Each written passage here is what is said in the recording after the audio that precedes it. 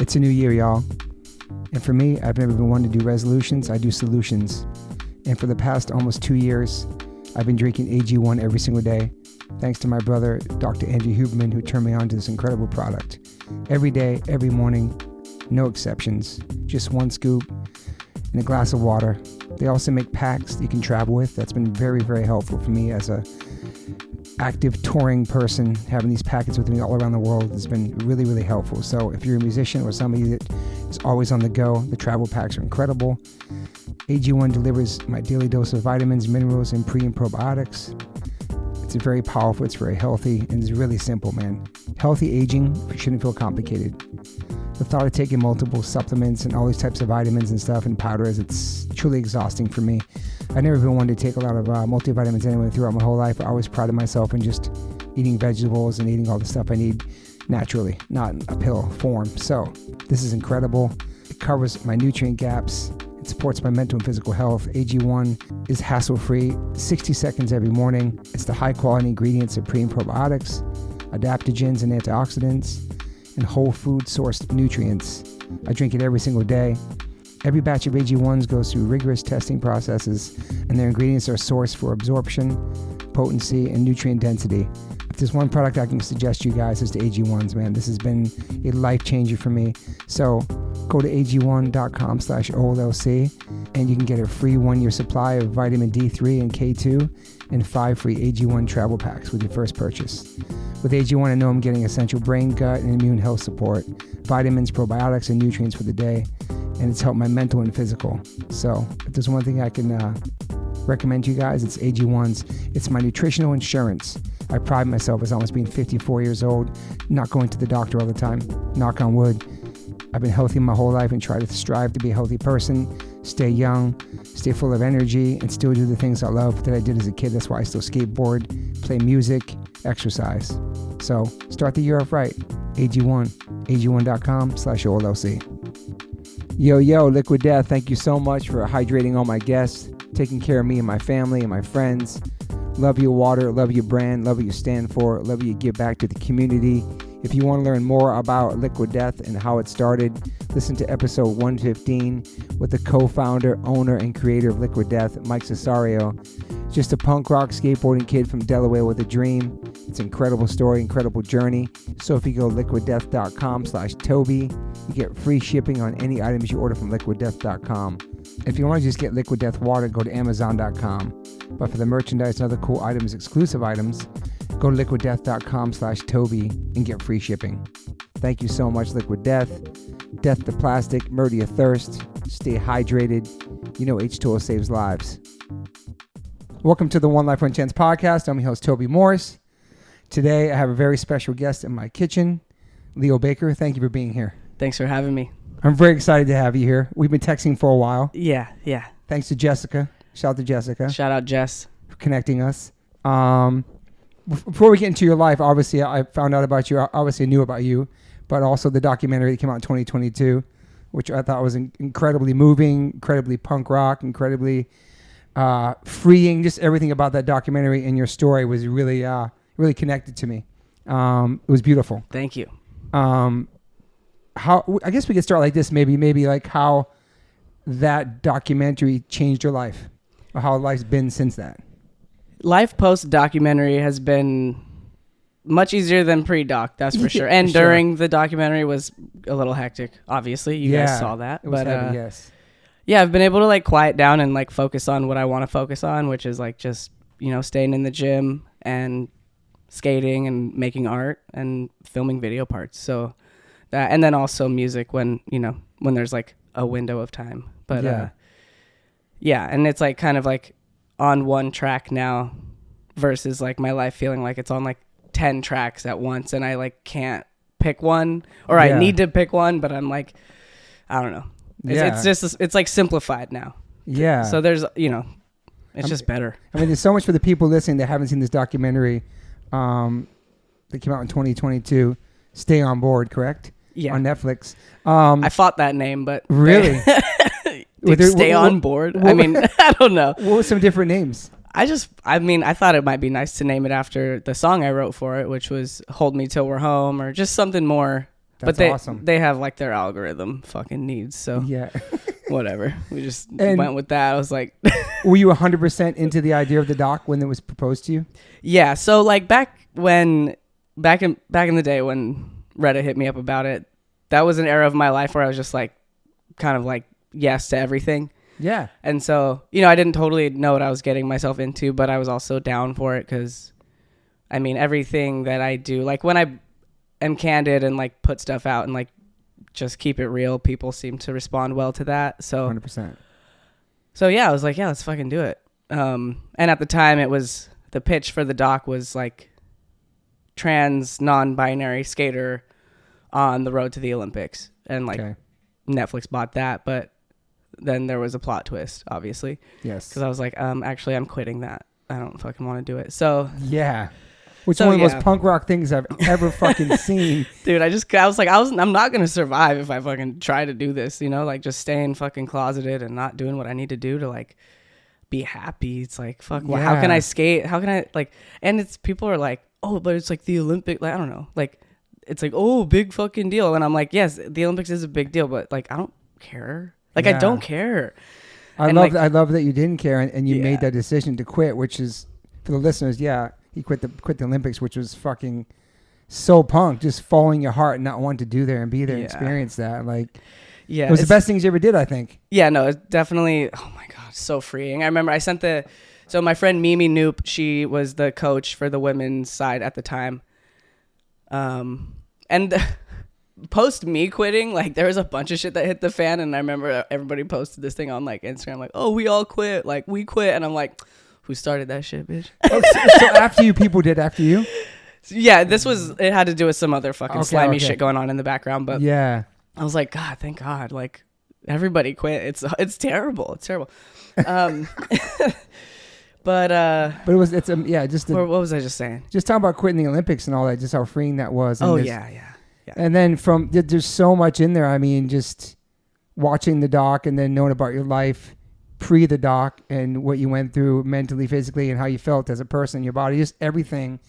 And then just seeing that moment, and then fast forward to actually like, well, after that, the Olympics got shut down because of the pandemic, and then you had the top surgery, and then you had to do that by yourself because it was during the pandemic. You're in the hospital by yourself. Like, all that shit's so gnarly, and it's such gigantic, huge pieces of your life. Like quitting the Olympics and then having that surgery, those are big moments. Yeah, really huge. And like the thing that was wild about quitting the Olympics is because obviously, yes, like when you zoom out, it's like historically, it's like, okay, skateboarding's first time in the Olympics, and like I happen to be in the right place at the right time for it. But it just like, for me, I'm like, it's not like my fucking like cool narrative, bro. Like I just don't care.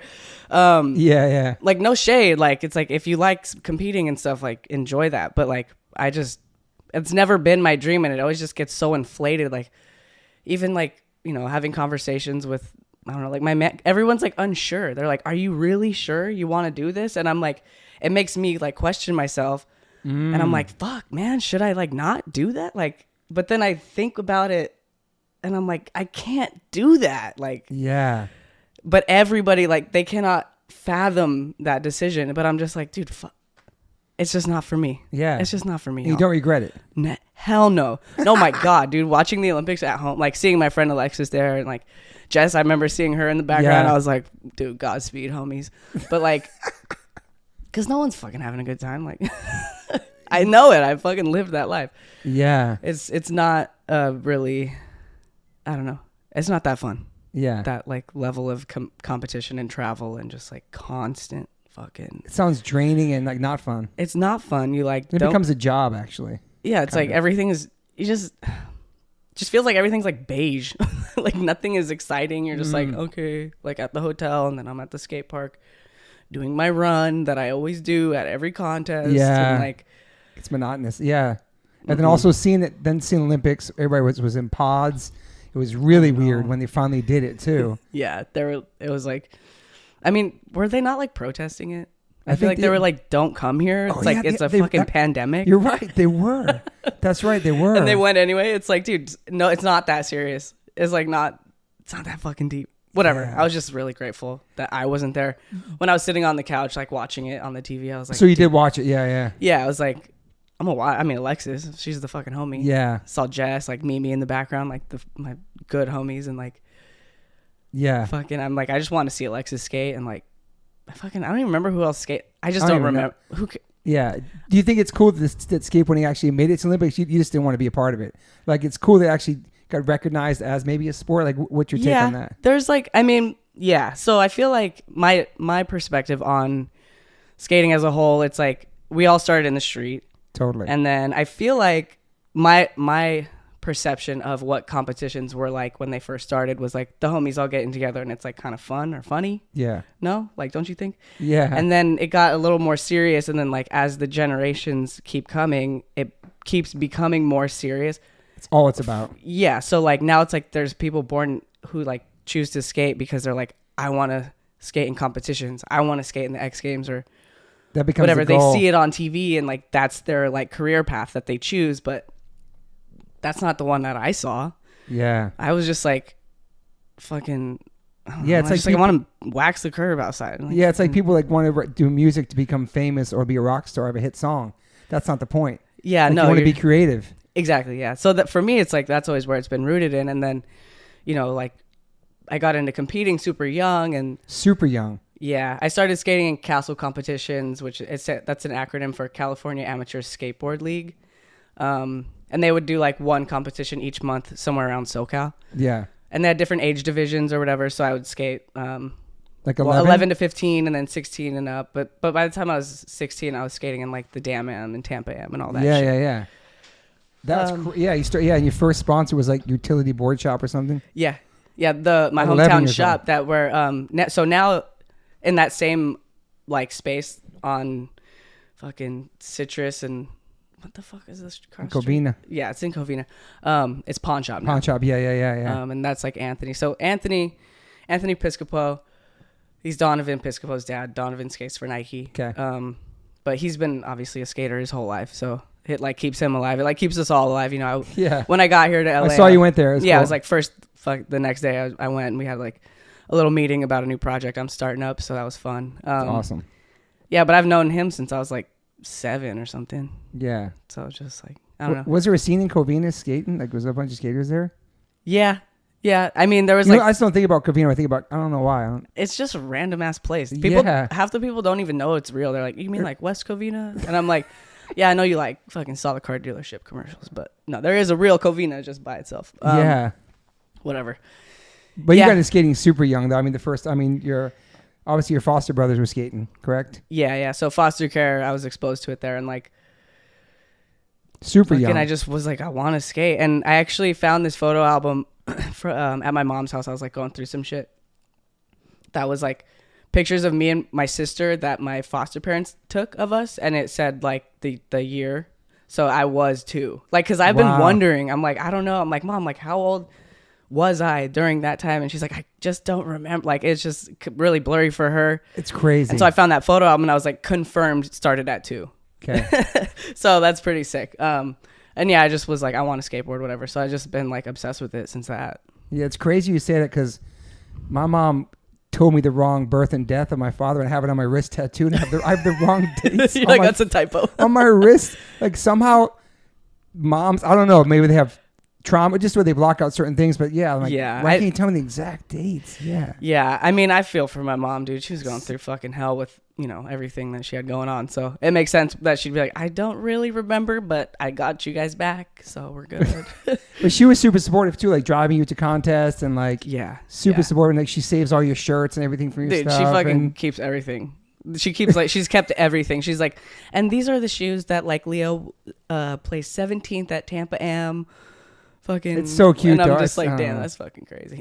but so proud though. Yeah. Definitely supportive. She's from the beginning because who knew what was going to happen with your career if this was become something that would be. Here we are, this many years later, or become something make money from, make a living from, and like. Yeah. She was just stoked that you loved it and she supported it.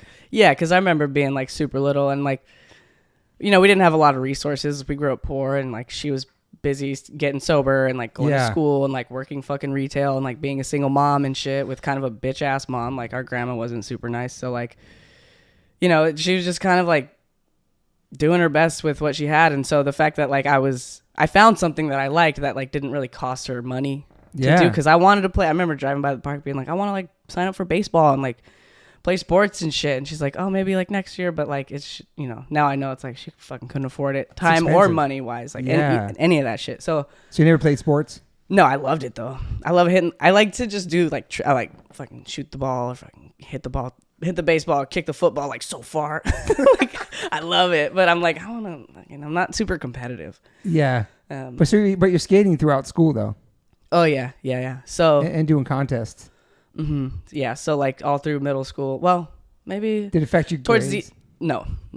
I mean, I fucking love school. Okay. I'm like a nerd, dude. I was like, I love going to school. Like I really liked most of my teachers, and like, I don't know. It was just nice to like. So you got good grades. That was no issue. Yeah. I'll do my homework on the plane and shit. Wow. So, but your goals in school was to be a pro skater? Yeah, I always thought about it. I'm like, this would be fucking rad to do. Like when I was a kid, like I was like, I want to be a pro skater, and like my mom's like, all right, yeah, like fucking go for it. I don't think she like I don't think I even knew what I was talking about. You know what I mean? I was so young, but yeah. And then she like got me into these like skate classes with this dude Ryan Miller, who's like still one of my super good friends. Like, it's awesome. I pay like huge respect to him and like his support to me throughout those like young years of my life. And he was around from when I was like 11 until.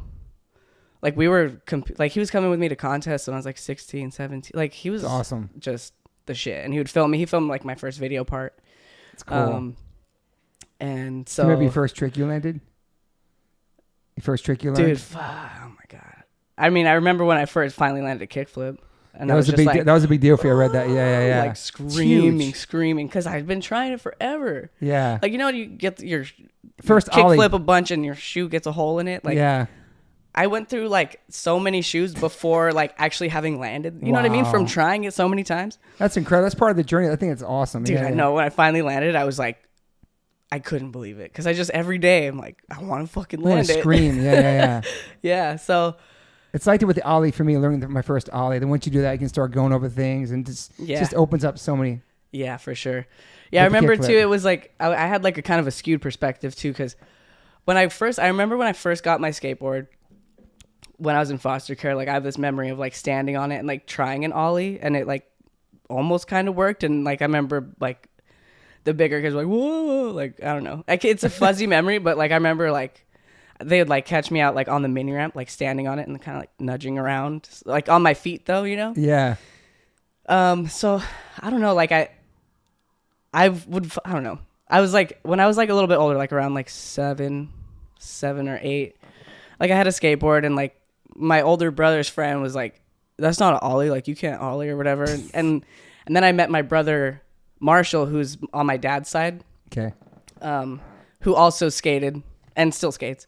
But like we look like the exact same. It's a trip. That's we look just like my dad. But yeah, so he was like, so can you ollie? And I was like, no. And then he was like, well, let me see you try one. And like I did I did my best at it and like did it. And he was like, well, what was that? I was like, so I can't fucking ollie? It's like these dickheads have been telling me I can't ollie like this whole time. Like, fucking assholes. Wow.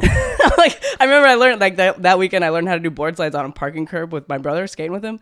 And I came home, I was so fucking excited to show my older brother and like his friends.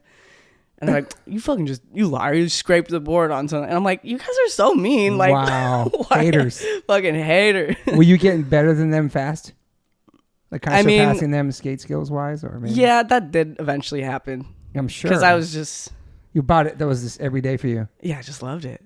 And they were like, older than me. And then, especially when they all started smoking weed, then that was like way more fun to them than skating. So I was like, I remember them walking up the street and I'm like, fucking look at me now, bitch. Crooked grind down the box. What? Like, have the box set up down the driveway, like helmet on still.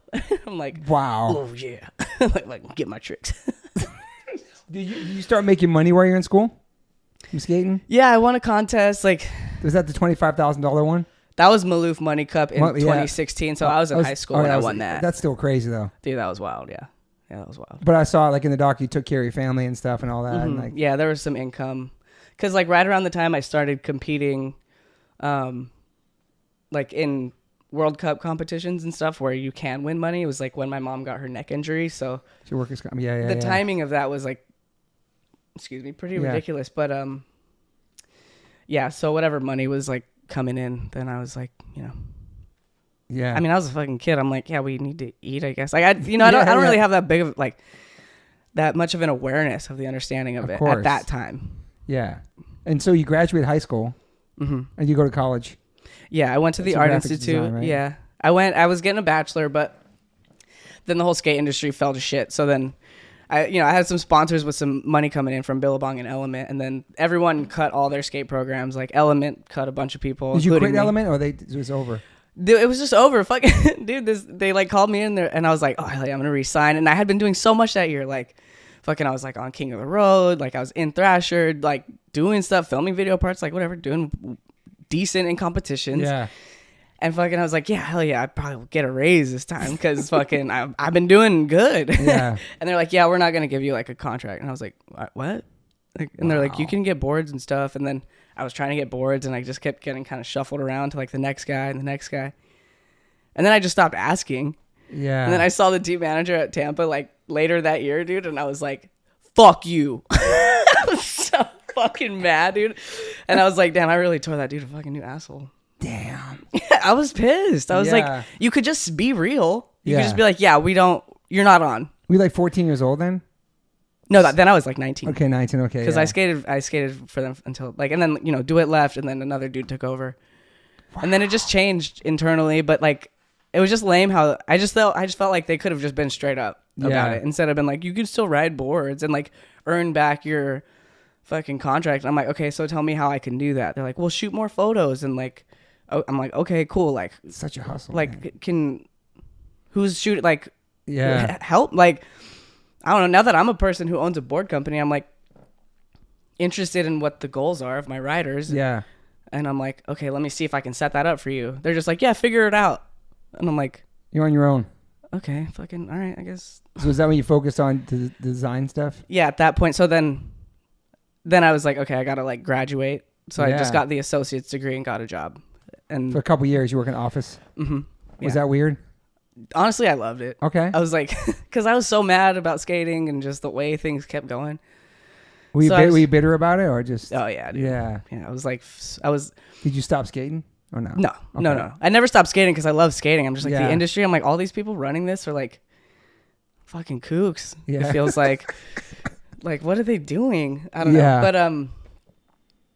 But you start working the job. So yeah, I started working the job, and then my boss I like told her, I was like, yo, low key, like I travel for skate competitions, but like, please don't fucking tell anyone in here. Like, so she kept it on like the DL for a long time. Nice. So I was just like flying under the radar. I'm like, detaching from that like identity of like skater fucking girl or whatever, Lacey Baker, that bullshit.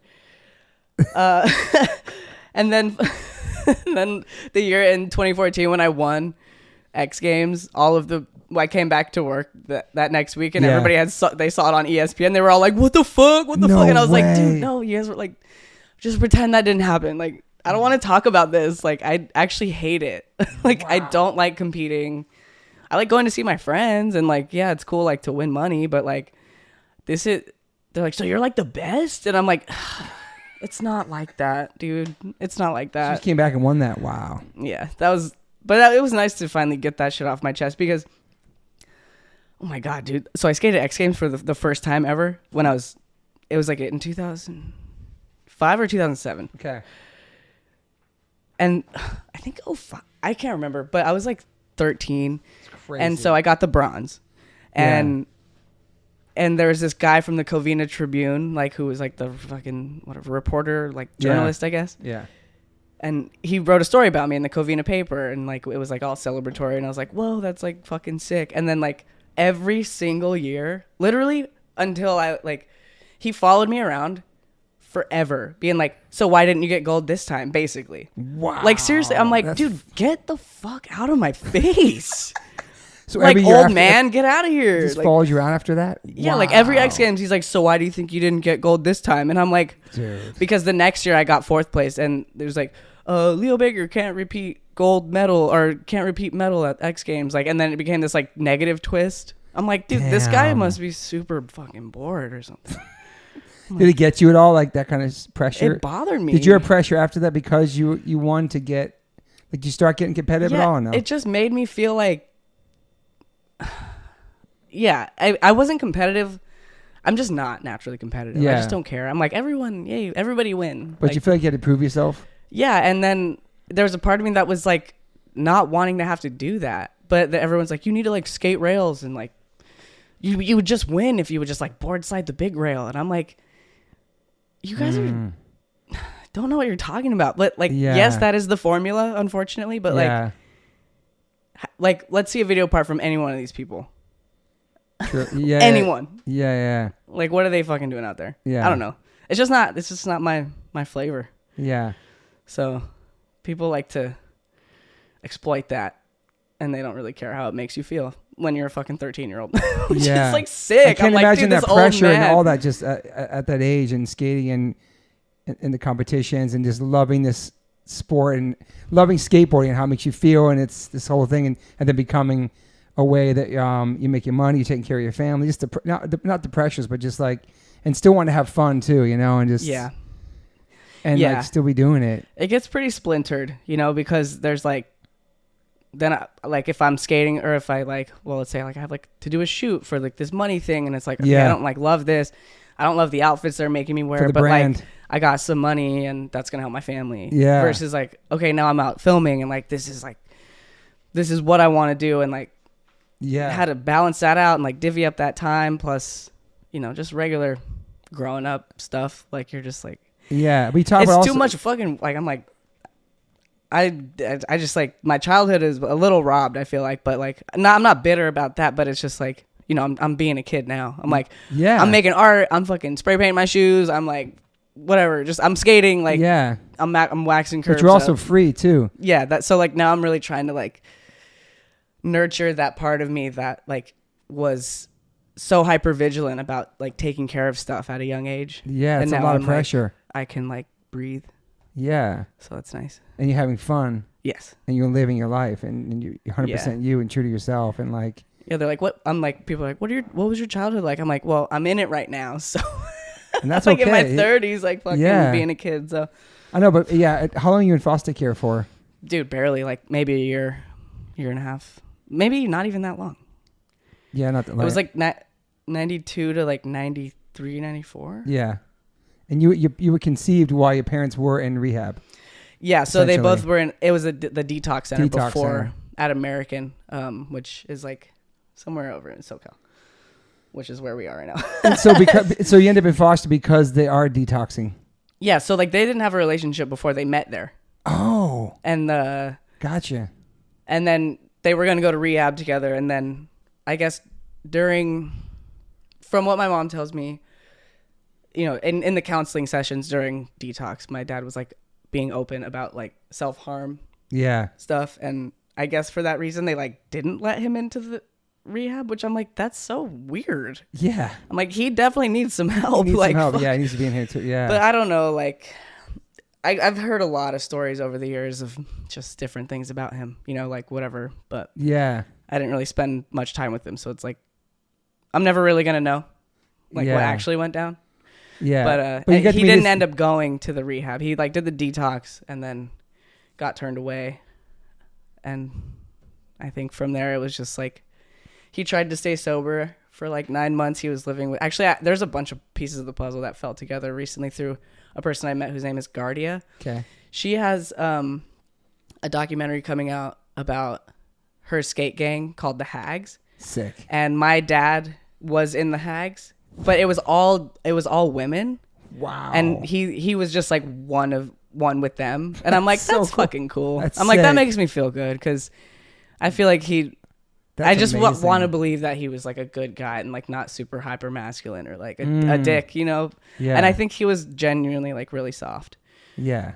So that makes me feel good. But you just found that out? Wow. Yeah, so like she hit me up on Instagram. And she just happened to be in New York and stuff, and so I met her, and then she introduced me to a bunch of my dad's friends. So I've put some pieces together. So like, one of the people I met is like there's a 9-month gap between me and my brother Marshall, who's on my dad's side. Okay. And so February '91, that's when I was conceived, and then my brother was like 9 months later Okay. because he's 9 months younger than me. And I found out that my dad was with Guardia's friend Nancy, who I guess whatever for like 9 months, and then like I think like over the course of that time started like fucking around again and like using, and then eventually just went down to Orange County with I guess my brother's mom. I don't know. Wow. There's a lot of shit. There's a lot. I'm like, I don't want to be like fucking kicking up dust for people, but No. That's interesting. it's just that's crazy. You're finding more things out throughout your life, though. dude, I know. And there was an era where I was like deeply like obsessed. I would be Googling all the time, and then I realized like it just hit me kind of like really hard one day that I'm like not gonna get what I'm after. Yeah. And I just shut it down. I was like fucking done with it. And then so when Guardia hit me up, I was like, dude, I don't know if I want to open this door. Yeah. But my gut was like, maybe you should open up that door, see what's up. Because she like, I read the message and I was just kind of trying to. Well, that's a listen to cool my story gut though about about being in the girl gang. That's kind of sick. Dude, it's so cool. So she has a doc coming out about that. Yeah. Which is rad. So that'll be, I don't know where it's gonna stream on, but. And then I tripped out. You were in a TSOL shirt. I tripped out. I have a TSOL tattoo. I love Fucking TSOL. And that era that your dad was a part of was kind of like the rock and roll, kind of like glammy kind of vibe of TSOL. A different singer like hair came. metal, fucking like heavy metal. But when I found that out about you, I was like, holy shit, this is crazy. Like, dude, I know. It's a trip for sure. So the story of this shirt, so Christmas 23. So it was like 4 months ago. Yeah. Me and my brother from my dad's side, me and Marshall went to go see my grandma, who's my dad's mom. And they pulled out a box of his shit from the attic. Wow. His last box of shit from like 2005 when he died. So there was like his birth certificate and like fucking rehab papers, like a receipt from 91 when like he met my mom. That's that rehab crazy. receipt. Anyway, so the shirt that he's wearing in this picture, it's on the album cover. Wait. Yeah. Not on the album cover. With the flames? This shirt was in that box. Wow. So That's my hard. brother took that and was like, I'll send you this because I've wanted this shirt since he was alive. Okay. And so anyway, so my brother sent me this and So I'm just cool. fucking, I wear it all the time. So cool, It's man. old as fuck. It's super comfy. Do people know? How many people know that? Yeah. Not a TSOL. lot. People are like, oh, what? I'm like, I don't know. It's like, Because in the doc, you're like, yeah, he was a rock star, and there was a couple of bands that I looked up, and then I saw TSOL. I was like, yeah, it's a crazy fucking story. and you play guitar too. Mm-hmm. I was seeing that in the doc too. And we talked off the pod that you're it's kind of self-taught, or uncle, or Yeah. So at my dad's funeral, I met my uncle Steve, and he got me a drum set. He like showed me some shit on the guitar. Like I had a guitar, but I didn't really know what I was doing. I was picking up shit though. Like I remember the last time I talked to my dad, I was on the phone. I had just got my guitar, and then I was like, somebody please, can I like someone figure it out? Like get him on the phone. yeah. And I was like, check it out. And I was like playing like power chords, like dun dun dun dun dun and whatever. And like he was like, oh, I can't wait to show you some tricks and shit and like whatever. And I was just like super hyped. I had like the little Squire Strat Sick. like starter kit. it was rad, but yeah, after that he died like after that. But Wow. anyway, so yeah, my uncle showed me some shit, and like because music is so in the genes on that side of my family, it was like pretty easy to build off that and like learn some stuff.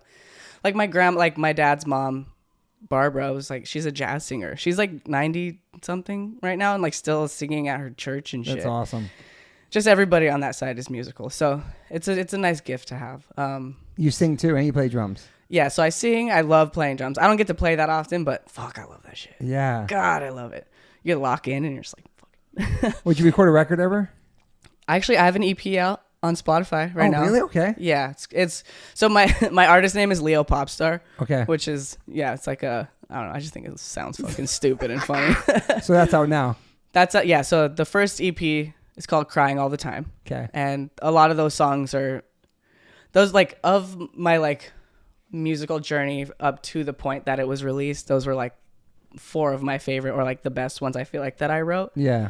Over the years, and there's shit about like my dad and like sobriety and fucking whatever, being trans, just whatever. There's like 4 songs on there. And then I have the single out, Hold Me Till We're Home, which was I wrote with my friend Nate. Okay.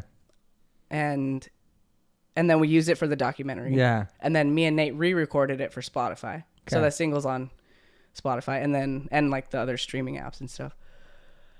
And then I have another EP coming out called Severely Human, and that's awesome. got 3 songs on it.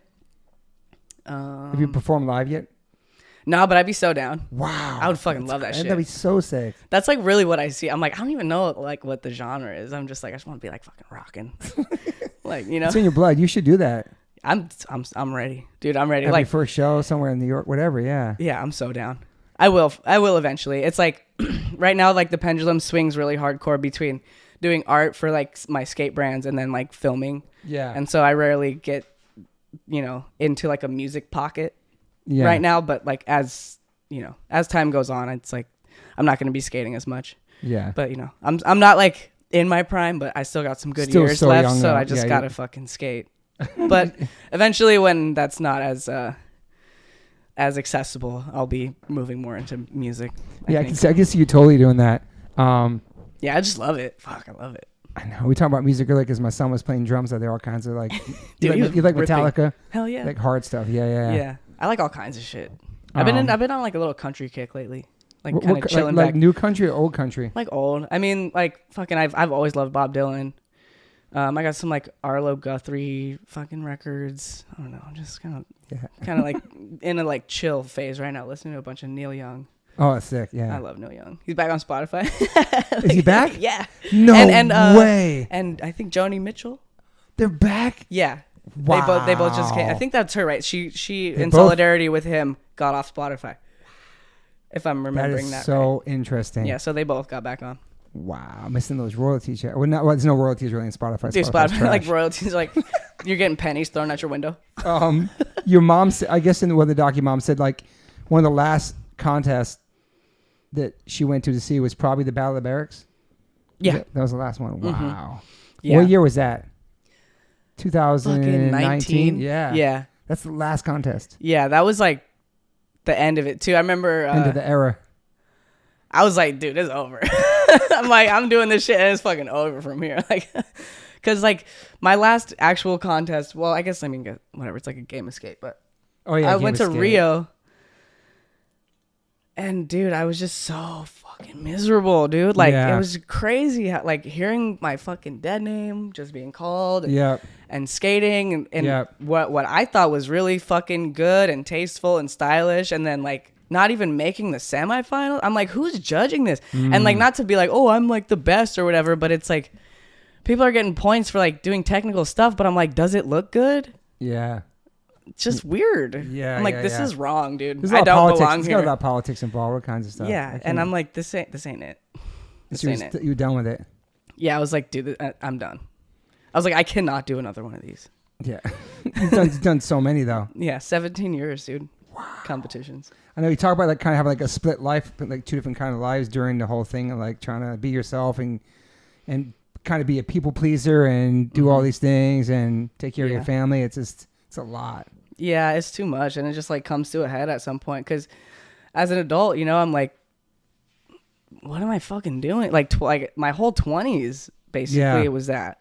I mean, like I came out like, fuck, I don't. First of all, I have a horrible sense of time. So like, I'm 32 now, but and it's whatever. I think around 27. Okay. How fucking old was I during 2020? Can you help me? 2020. So how old are you now? 32. Okay, 2020 and it's 2024. So 32, 31, 29, 28. Yeah, like 27, 28. Yeah. So like that's late. I mean, for some people, for me. Yeah. Especially now, dude. Gen Z, they're like, oh, I just started T. I'm like, I'm 19. I'm like, yeah. I'm happy for you. But did your friends and people around knew?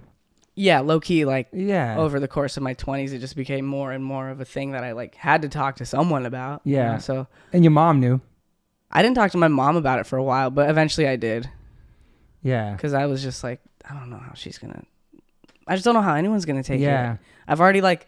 Every shift I've made towards like being more myself has like created crazy riffs, and it's like it just feels sketchy to do and scary too, right? It's scary. Yeah, like it's like I don't know who's gonna have my back and who's gonna like be an asshole. Yeah, and it's like that, and it at the in my career, it's like how is it gonna affect my career? Am I about to fucking lose everything? You know what I mean? When I was like shave my hair and like. I don't know. It's like, so sick. Only the most feminine of the bunch are like going to keep their sponsors because that apparently is like what's marketable, like whatever looking feminine. But I'm just like, dude, things are weird, man. But don't we feel like the world changed a lot Yeah. since then and since... Yeah, so I remember having from a outside conversation. perspective, seeing the world and how more open-minded people are and compassionate. Yeah, things are definitely, the needle is moving, which is good. And I remember the thing I heard from, I think I was talking to somebody at Nike, and they were just like, yeah, it was like, we noticed you after you like put a video part out, and then you like won that street league, and then we all realized you were working a full-time job that whole time. And I'm like, dude, yes, like how, like I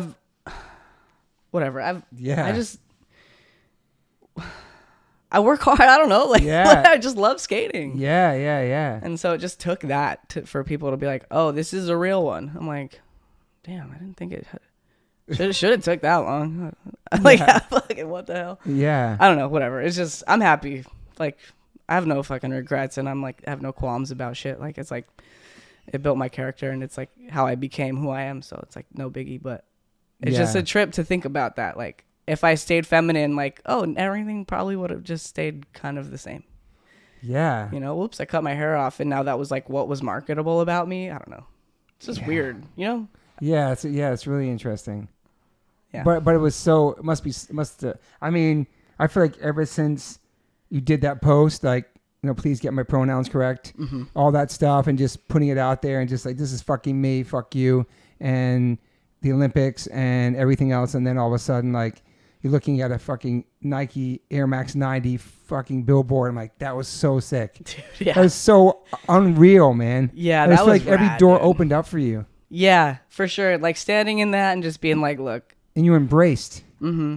Yeah, and the way that, like, the timing of it was good because, you know, of like the shift in politics and like social climate and stuff. Like, before it was like, oh, what? Like, ew, like dykes or what? I don't know. Like, that's how I was received before. It's like, oh, of course, like another fucking dyke skater. Like, seriously. Wow.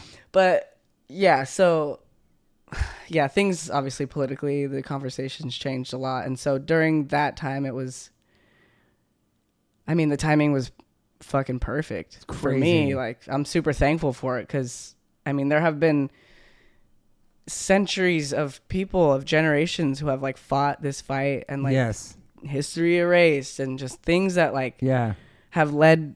So for me to be able to like step into that and experience like happiness and support is like, you know, I'm super grateful for it, you know, because it's like there's so many people fighting the fight for years, forever. And from Nike too, man, which is massive too. Like, because you really didn't have that many. You didn't have sneaker sponsors really, right, throughout your career? No, I mean, I got jerked around quite a bit. Okay. Quite a bit. Etnies was cool for a while. Etnies, okay. But then I was like, I didn't really like skating in the shoes. Yeah. So I like quit because I was like, if I don't like the shoes. Yeah.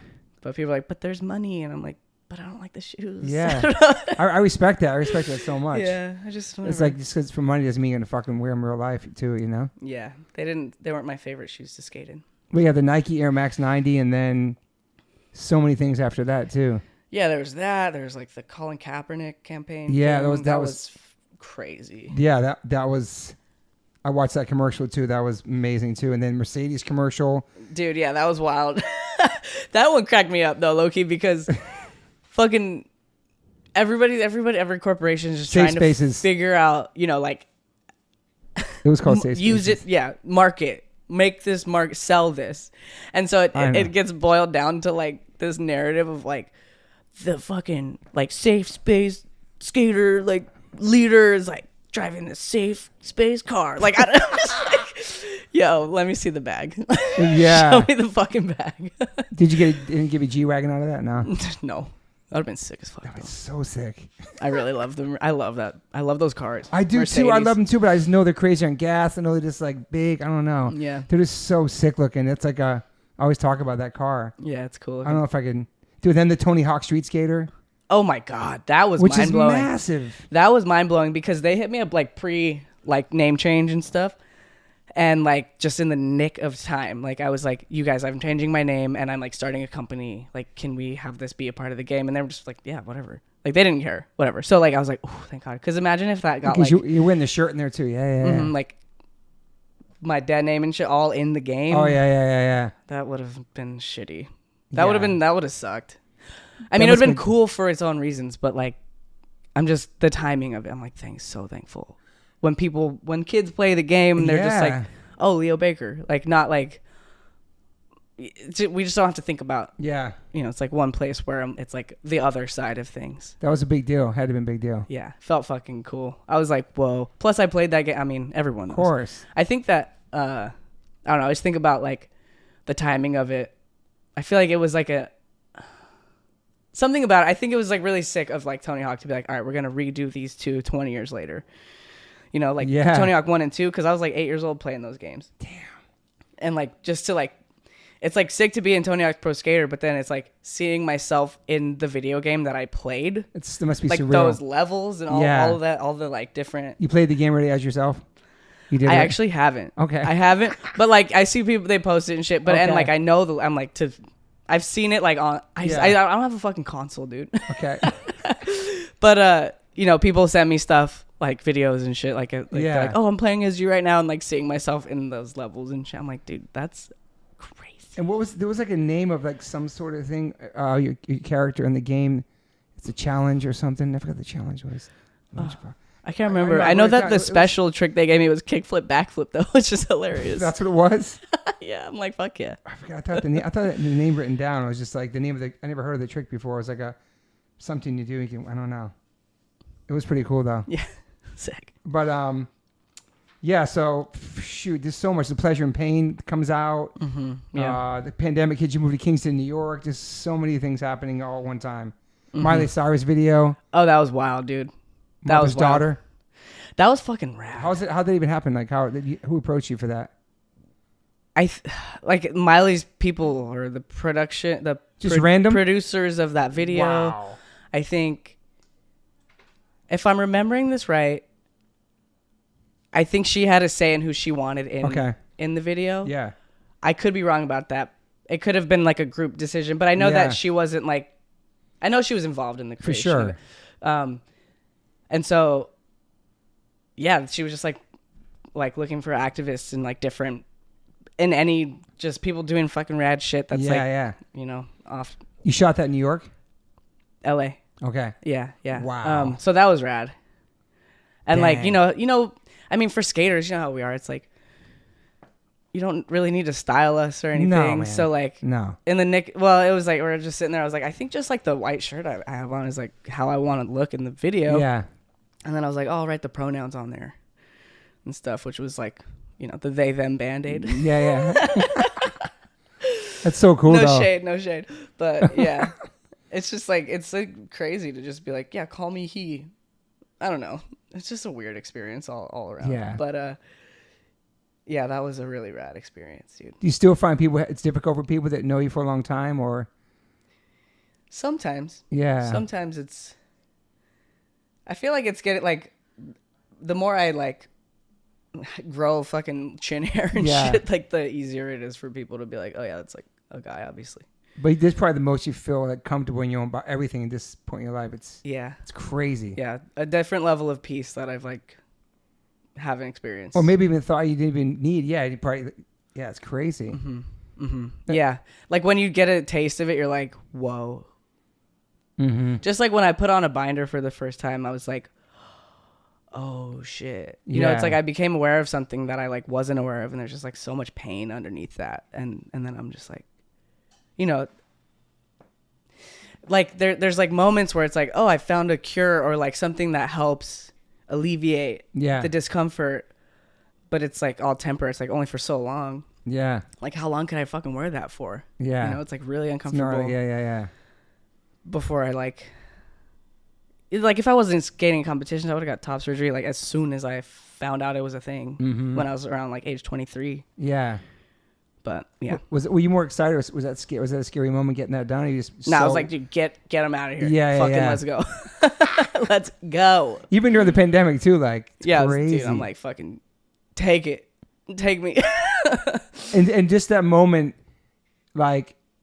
It was just a moment you get in the car and that Lady Gaga song's on. That's super emotional. It's just like that moment, just hearing that in the car, and I got emo watching it. It was just beautiful, Yeah, like, dude, I was so happy. And how those first couple of days, I just like it's just. Oh, I was just on cloud 9. Also, I was like pretty lit on the drugs, they gave me. But Yeah. Yeah, no, I was like, Just having I those your just whole life couldn't. and then they're I was, gone. yeah, like I remember like being in there and like I had like the whatever that like blue robe on or whatever the fuck, and like he was like, okay, I'm gonna cut right here, and then I'm gonna like make an adjustment on like your nipple size, and then put it back on. Or Yeah, you get to and I pick was the like, size. hell yeah. Well, what's up? Bye. What's good? Bye, man. What's good? Bye. Going to work. Okay, shut the door. Yeah, no, like you get to pick your size of your nipple too. You can, but like Garamoni has it so fucking dialed that like I was like, yeah, do it. He's like, this is what results. This is the doctor? Mm-hmm. Okay. Yeah, and he's like I think he's been doing it the longest. Okay. There's him, and then there's a doctor in SF that's been doing it the longest, and now it's like getting more popular. So they know the deal. Yeah. So and I was like, all right, sick. And then I just remember them like pushing me back, and then like that's it. And then I woke up like fucking no titties. I was so fucking psyched. But you don't get to see right away because you got the bandages on and stuff in the drains. So like then a week later, then you take the bandages off and you're just like, fuck. It's a gnarly bruise and just crazy. And yeah, there's bruising and there's still stitches in there. Is it weird taking the first shower like? Or anything like that? You gotta bathe with that like, what is that shit called? Just something that's super sanitary. Yeah. It's you can't get it wet. I don't know. It's a whole process, and then you can't like lift your arms up for like 2 months, shit like that. But I'm like my pain tolerance is like super high, so like I had to tie a long sleeve shirt around my arms to like stop me from reaching because it like didn't really bother me. Wow. And you can pick where the scars go to. I think in the doc you talked about the scars, or I guess it's probably no choices. Yeah, it depends who you go with, but like I just want it, and I think that like at this point, it's kind of like set that they're like they want it to like contour around the bottom of your pecs. Yeah. And I'm like, that would be ideal. But sometimes you get like, I don't know. I was like working out a lot to try to build my pecs so that they had a line to follow. That's cool. I don't know. So I was lucky to be able to then seeing you skating through the city, no shirt on. That shit is so hard. Yeah. But it's so sick. cool, man. It's just like, that's you. This is you. Yeah, it's really freeing. I love, dude. Your whole life for this. Like not wearing a shirt, I'm like, any chance I get, take this shit off. I know, I see now. When I look you up, I'm like, it's out there. But yeah, it just must feel so fucking amazing. Yeah, I feel so free. Like, it's like, I think that like maybe only a person who's like had like a similar experience, I cannot imagine having tits. And like I had them, but I cannot picture it. Yeah. And even when they were there, it's like it was just crazy to like see it in the mirror. Yeah. It's like not, and it just felt like wrong. I don't know. It was just a really bizarre experience. And like now I'm like, that was never a thing. That was like a bad dream or something. Wow. Crazy. It's like so disconnected. It's just really wild. That's wild. Yeah. And then what size were you before you got, like, do you have normal size before? It fluctuated. Yeah. I can't really remember though because I was binding for so long. Oh yeah. But there was. And for listeners, binding is like pretty much just wrapping, like it's just so pushing everything down. Yeah, you could. There's a lot more accessibility to like healthier modes of binding, but you can use tape, which isn't recommended. People use KT tape though sometimes, but there's a brand that I was using that's like made by a trans guy who figured out a way to make it super comfortable. So like the front has no elasticity at all. Okay. And then the back is pretty elastic, but it like just flattens things out. But there was another one that's like all elastic all the way around, so you're just getting squeezed like all day. Wow. That one was rough. That one was fucking rough. That's gnarly. That one's the Tri-Top or something. I can't remember. On Amazon, don't fucking buy that one. Do not buy that one. Wow. There's a C2B something. I want to fucking give a shout out. Were there people coming after you like did this? Were more people coming forward in the skate community who would like also felt the way you did and wanted to? I think people felt a sense that they could be freer. Yeah. And that definitely, like, just that energetic flow, like, I think has been more prevalent since I, like, people thanking you. Oh my God, I wanted to, you know, like, oh my God, dude, the DMs go crazy. I'm just sure. So many people are just like, thank you so much. And I'm just like, dude, it's amazing though. It's it. Yeah. I'm just grateful I was able to do this. Also, it's not a choice. Yeah. You know, like, I'm like, I just happen to be here at this time in this position. But the reaction's way more positive than you thought it was going to be. You were so worried about losing stuff. Actually, everything, you gained more, I feel like. And I'm not saying just money and sponsors. I'm saying, like, in your life, it's just, I don't know. It's Yeah. Sorry, I'm distracted. It's all good. Okay, here it is. It's beautiful. The though. good binders, everyone, for people who want to start binding. Okay. GC2B. It's the most comfortable, less. It's like not really excruciating to wear all day. Yeah. So I recommend this brand. And how do you end up in New York then? And where did you move to New York from? Well, you moved from Cali to New York? Yeah, so I grew up in Covina, which people, if they've seen the doc or whatever, know that. And then I lived in Koreatown for 6 years. Wow. So okay. at age 19, I moved to Koreatown. And then when I was 23,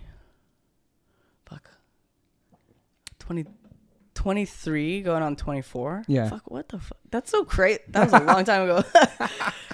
Moved to New York. So it was the election year. That's right. Got you. 2016 when, was that 2016? Yeah. Yeah. Trump got elected. So I was registered to vote in LA, voted for Hillary, and then Trump won, and then I moved to New York that next day. So damn. That's my marker for living in New York. So it's crazy. Trump's from New York too. Dude, like the melting pot and the mecca of all different cultures and all kinds of people. It's like this dude's from Queens. Like, oh my God. Is he? Dude. Yeah. Oh my God, he's such a clown. I know. Like, it's scary because it could happen again, which is really fucking scary. Yeah. I'm like, this can't be real. Like, what?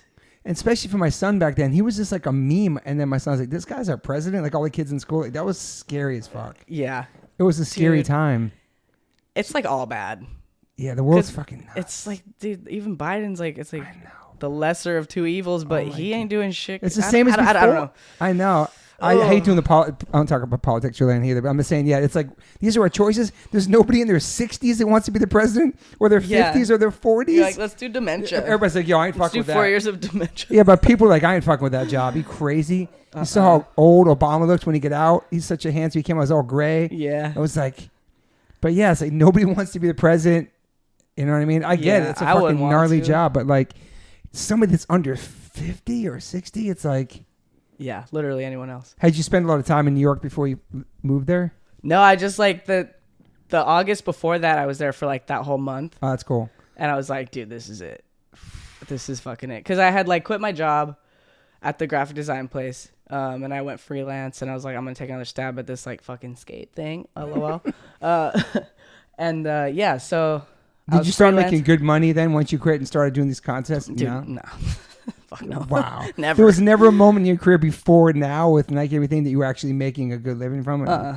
Wow. No way. You've always been working other things into it. Yeah. I mean, there was an era where I was like, had to get my cat surgery paid for, and I was doing some stuff for a drug dealer.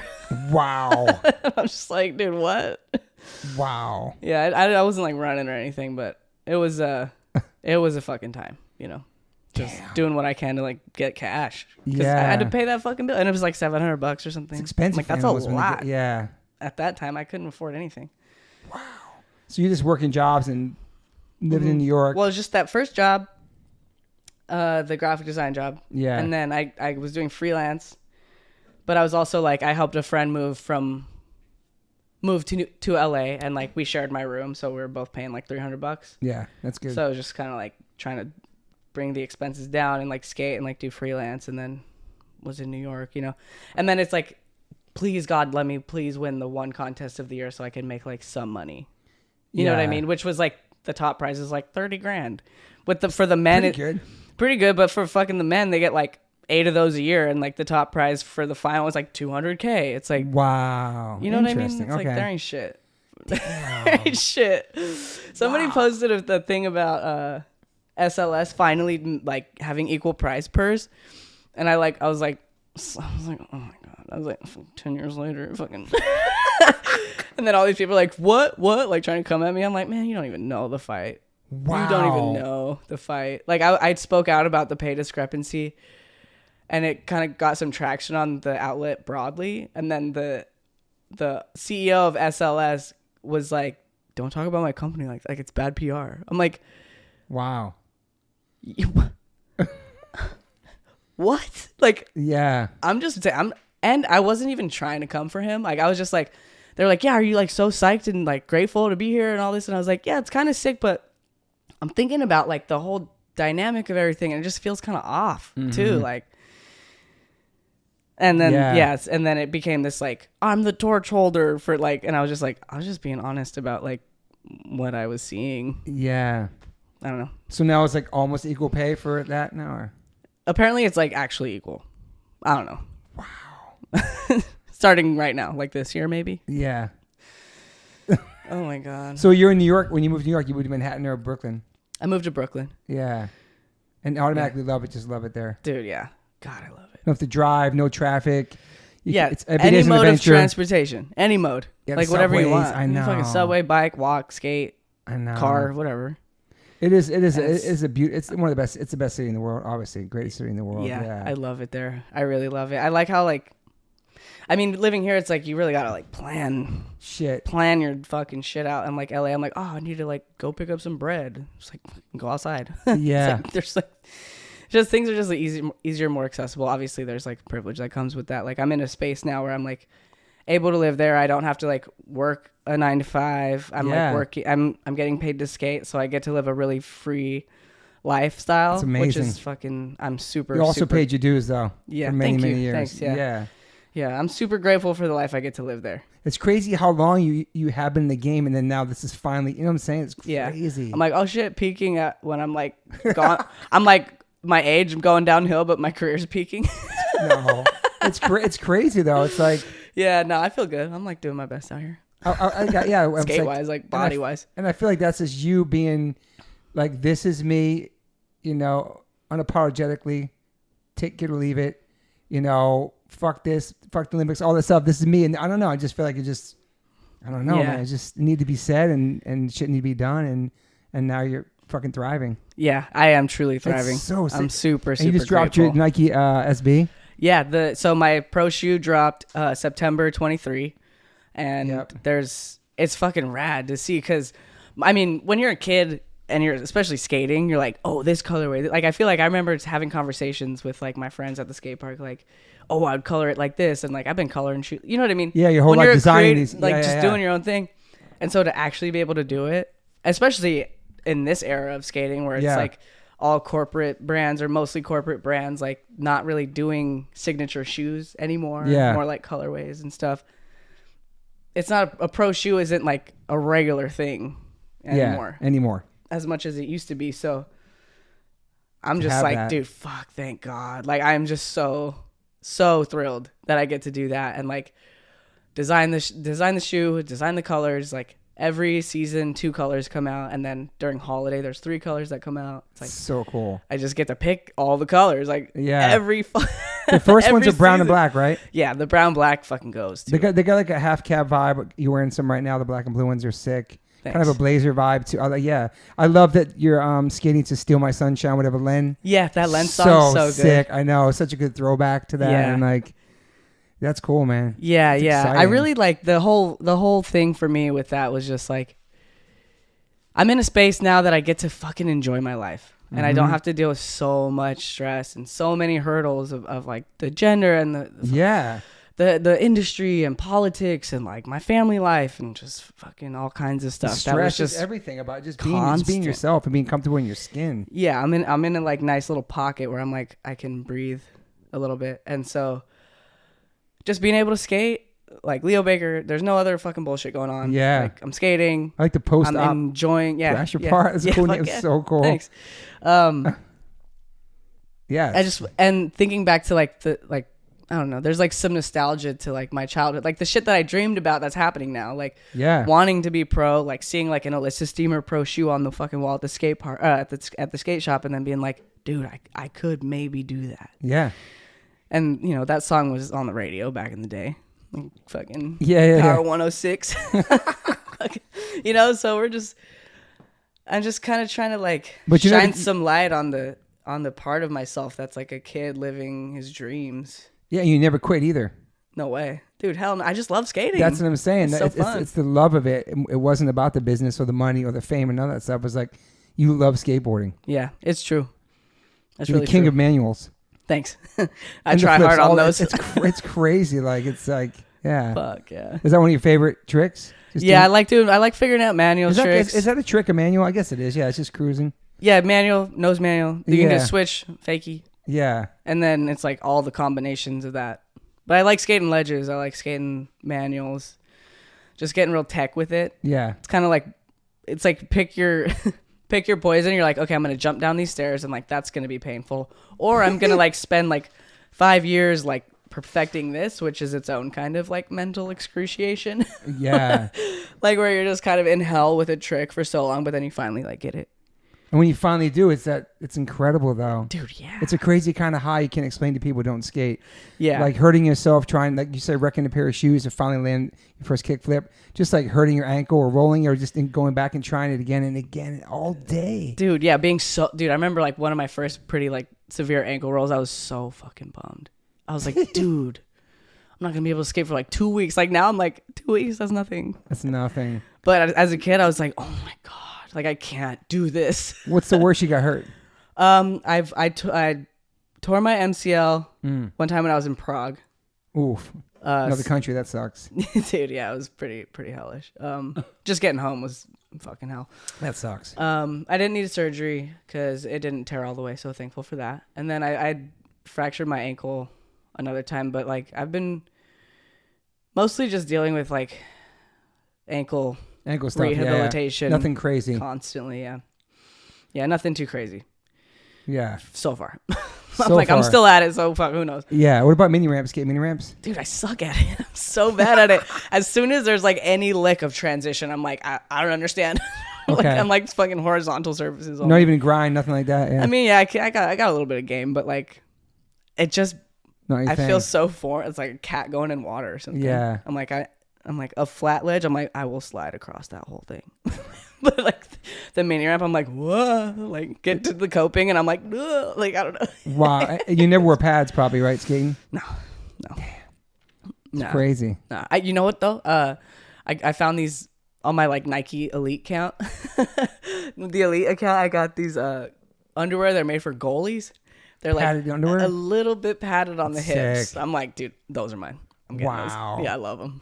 So you rocking when you street skate? Yeah. Yeah. Yeah, it's fuck it. I'm like, dude, whatever. I mean, falling down hurts. It doesn't matter how you fit. Yeah. I don't know. Yeah. It's crazy watching the kids skate now with no pads and how like they kind of slide their bodies on the transition. It's like a new way to fall. Like, I've always been sliding to my knees. Yeah, like, my the whole knee life. slide. Like, fuck. You also dropped like this cave homo zine too. You dropped that too. Oh yeah, so I was featured in that. That was a thing that Brian Anderson. Brian started with his friend. Do you have the name written down? It's for the Trevor projects. Oh yeah. It's the yeah. Luke Williams was Suicide the prevention. other dude who started the cave homo thing. So he featured Brian in the whole first one, and then he featured me for half, and then was Brian on the other half of that? I think so. Yeah. Yeah. So it was a cool thing. The zine. Yeah. Yeah, the zine was rad. Those photos are crazy.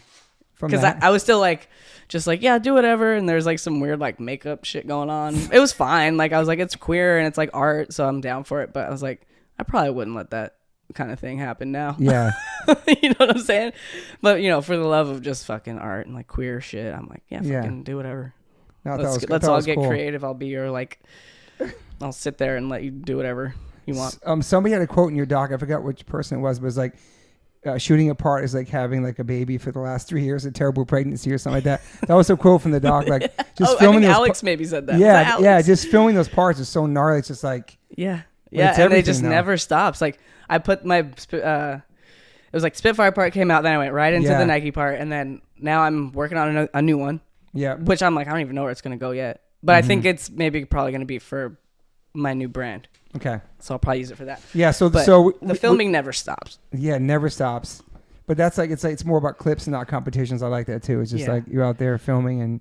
Yeah, it's just cool to see what people come up with. Yeah. It makes it more free. And that's what people can catch up and see what you're up to too. The videos are the most important still. Mm-hmm. I saw you in Copenhagen too. That's a crazy thing. I'd love to go there someday. Like where they block off the streets and people just going downhill, jumping mini ramps, and it's fucking gnarly. Dude, yeah. It looks so crazy. Yeah, that's a fun one too because it's kind of like a small little town and everyone's just there skating. And everything's shut down. They kind of run the whole... Yeah, it's really dope. It's really dope. You see people going so fast doing like super crazy shit on there. It's like... Yeah, people do rip it up. It's really cool. Do you pick the music for all your clips and everything? Yeah. Yeah, it's nice when I get clearance for songs that are hard to get. And it's getting more and more difficult. So I'm like... Is it? Yeah, just because it's like the algorithm will fucking catch you type of thing, you know? So my friend was saying like... You get publishing and stuff for the artists, right? Yeah. But like, I'm like, fuck. Whenever whenever I get something on Thrasher, I'm like, all right, let's try to get like this song. Yeah. Like a harder one to get. Yeah. Like for the You put your own music on there too. Yeah, I was thinking about that because I'm working on a new video for my company. Is called Tacky. Okay. Tacky Joy Factory. Okay. It's the board company. Cool name. It's gonna be fun. And I was thinking about like I've seen some scoring done on skate videos before, and I didn't really think it was that well done. And there is like such an iconic thing about picking your song. Yeah. It's like it's part of the like identity of you and like your part is like Totally. expression. But I'm always curious, like, could it be well done to score a video, like a skate video, or like just I'm thinking maybe like some montage parts, something like that, some like more art moments. Yeah. But for people's video part, I like never want to like take the allegiance to be like, this is your song. I'm like, dude, how could I ever do that? Yeah. Yeah. So. But I'm like, I'm gonna cough up some money. You have to get clearance on stuff. Yeah, for sure, right? Yeah. Did your video parts younger too? They had no control over stuff like that, or music wise, probably. There was one Thrasher part I did where I had to pick from this like shitty catalog of music, and I was like, dude, this sucks. This sucks. Like, I don't like this song. Yeah. But it was like the best, I guess, one of like the bunch. And then before that, it's like I've used songs where I didn't get clearance, but it just came out. Ends up being fine. Yeah. But for like the Nike part, using Blind by Hercules and Love Affair. Yeah. That one was a pretty penny for sure. I'm sure. And but Nike got that. They're good. Mm-hmm. Yeah, they helped me out with that. I was like, thank you so much. Thank you literally so fucking much. what kind of music do you listen to? Are you into hip hop too? All kinds of things? Yeah, I like all kinds of shit. I've been like, I get kind of stuck though on stuff. Like, I'm kind of in this like, I'm like Neil Young vibe. Neil Young, yeah. I've been putting on David Bowie radio, which is like incredible. It's just nice. It's like easy, OG. like easy listening. I don't have to think about it. Yeah. Because like sometimes I get really like hooked on something and then I like run it into the ground. And right now I'm not like really hooked on anything, but I'm like having kind of like a nostalgic vibe because I listened to all that stuff growing up. Like, it's cool. Started listening to Pink Floyd when I was like 9. Wow. So I'm like, when those songs come on, I'm like, oh yeah, like this brings you back. Yeah, it does. It does. So I've been enjoying that. Just like when my mom would drive me around to competitions and shit, we would like have like the Neil Young CD and like Bob Dylan and it's cool. Fucking Pink Floyd and just Johnny Cash was one. We would just loop out, like change the CDs out as we're driving around. So I've just been kind of like doing that lately. But I love pop music too. God, pop. I am such a fan of like Lady what? Gaga. Best. Fan of Dua Punk as Lipa. fuck. Dude, Gaga though is my fucking North Star. Lady Gaga, Bruce Lee, and Pema Chodron. Okay. You know her? No, I don't. She's a Buddhist author. Okay. I think it's Pema Chodron or Chodron. I don't know how to pronounce it, but we're gonna figure that out. Gaga's later. punk as fuck though. But Lady Gaga, yeah, she's the from New York. She's the North Star for sure. Like, and like I'm like, and her acting too, man. Fuck, she's amazing. Just fucking incredible. I know. Did you ever meet her? No. We went to see The Cure and the Deftones last summer, and we were backstage, me and my wife and my son, and my wife went to the bathroom, and she gets into the bathroom. My wife comes out of the bathroom, and she's washing her hands, and she looks next to her, and Lady Gaga's washing her hands next to my wife. My wife's like, look in the mirror at each other, washing the hands. Oh my God. I just got goosebumps. I don't know why I got goosebumps. I'm like a massive fan. And then she walks out, and she's drinking like a Coors Light. She pulls out of her pocket. She's drinking a beer. She's like, oh, nice to meet you. And we all met her backstage for a second, just drinking a beer. I think she's smoking a cigarette. Just chilling. I was like, cool. Dude. It was pretty wild, man. It was a crazy moment. That is sick. Super nice. She's a New Yorker. She's fucking, I think Long Island maybe too, yeah. Damn, I love her so much. Yeah. Me and Brian went to see her for the Joanne tour, and Brian managed to get like insane seats. Sick. So I was close, man. I fucking cried the whole show. I was just bawling, dude, because I'm like, I love you so much, and like you're so incredible. I'm like, look at you dancing by me right now. I'm like, whoa. And then they're acting in that movie. Yeah, dude. So her as a brunette, just everything. She's killing it, man. Dude, yeah. And that documentary the Horror Story, American Horror Story. Yeah. Did you watch that? Yeah. I never watch scary stuff because I get a little disturbed. But because really easily. But I was like, I gotta fucking see that shit. Dude, she was so fucking. Did you watch her amazing doc too? Of course, yeah. I've watched it lots of times. Mm-hmm. She has like a lot of body pains and shit. Like just it made it really fibromyalgia. Yeah, just humanize her as like she's a human. She fucking goes through it. Yeah, she's the best. I just saw Madonna like 2 weeks ago. I grew up in Madonna. I have Madonna tattoo. Jess went. Yeah. I went the day after. I went and saw it twice in 1 week. Still Very punk sick. rock. Still incredible. 65 years old. Wow. Dancing. Fucking That's fucking rad. incredible. Yeah, dude, Madonna. Nobody gives her props. Whatever. Fuck, man. I fuck with Madonna. Yeah. She's cool. I mean, no Gaga without Madonna. I have to say that. Oh, 1,000%. Yeah. Yeah. What about easy. like what kind of hip hop you into? You listen to old shit, new shit? I like old shit. Fuck. Fuck. What did I used to listen to back in the day? Just like underground hip hop. Underground I shit. like Yeah. Ice-T. Wait, hold on. No. Ice-T. Yeah. I can't. I'm like so bad with fucking names. It's But all like good. like Snoop Dogg and fucking Nate. Of course. Nate Dogg. Nate Dogg. Yeah, Yeah, yeah. all that shit. Like Warren G. All that shit. West Coast shit. West Coast. West Coast, kid. but I also like love Biggie. Like Yeah. Biggie's the shit. But Tupac. I mean, Yeah. just kind of obvious ones. I think maybe. I Yeah. don't know. I never got like looped into like. I don't know. I used to listen to like Brother Lynch Hung and shit. I don't know, Wow. stuff like that. So Yeah. We were talking earlier too, but like I see a lot of skaters wearing AirPods during competitions, but you don't do that. And when you skate the streets, you like to hear your surroundings. It's smart. Yeah. Especially in New York too. it's like a mindfulness thing. That's where the Yeah. Bruce Lee inspo comes in. Just Okay. like really being with the environment. It's nice. It helps me stay present with skate. Connected to, yeah. Yeah, just kind of on the ground. Plus all the cabs, though. Keep you safe. Yeah. New York's wild, man, for It skating. is. Yeah. Yeah, it is. I like skating like, dude, I've been skating Flushing a lot. Flushing Queens. Meadows. Flushing that spot's Meadows. so fucking fun. And Is it it's like nobody's really out there? sometimes I've gone on like a weekend. It's like that fountain is like filled with kids running around. But like during the week, it's like the sun just hits it and you're just skating in the sun. There's not really a lot of people around. And then you're in this like park. It's like wide open. Damn. You skate the ledge, just try to slide across it. It's really fun. Do people chase you out of there? No. Maybe there was an era where that did happen, but I think people kind of stopped caring. Really? There's way more Yeah. things to care about than fucking skateboarders. Yeah, especially in parks. Like, Yeah. I get like if it's like a fucking busy sidewalk, Like or in whatever, Manhattan, in front of a like bank Midtown or Fifth Avenue. whatever, that type of shit. It's like, okay, Yeah.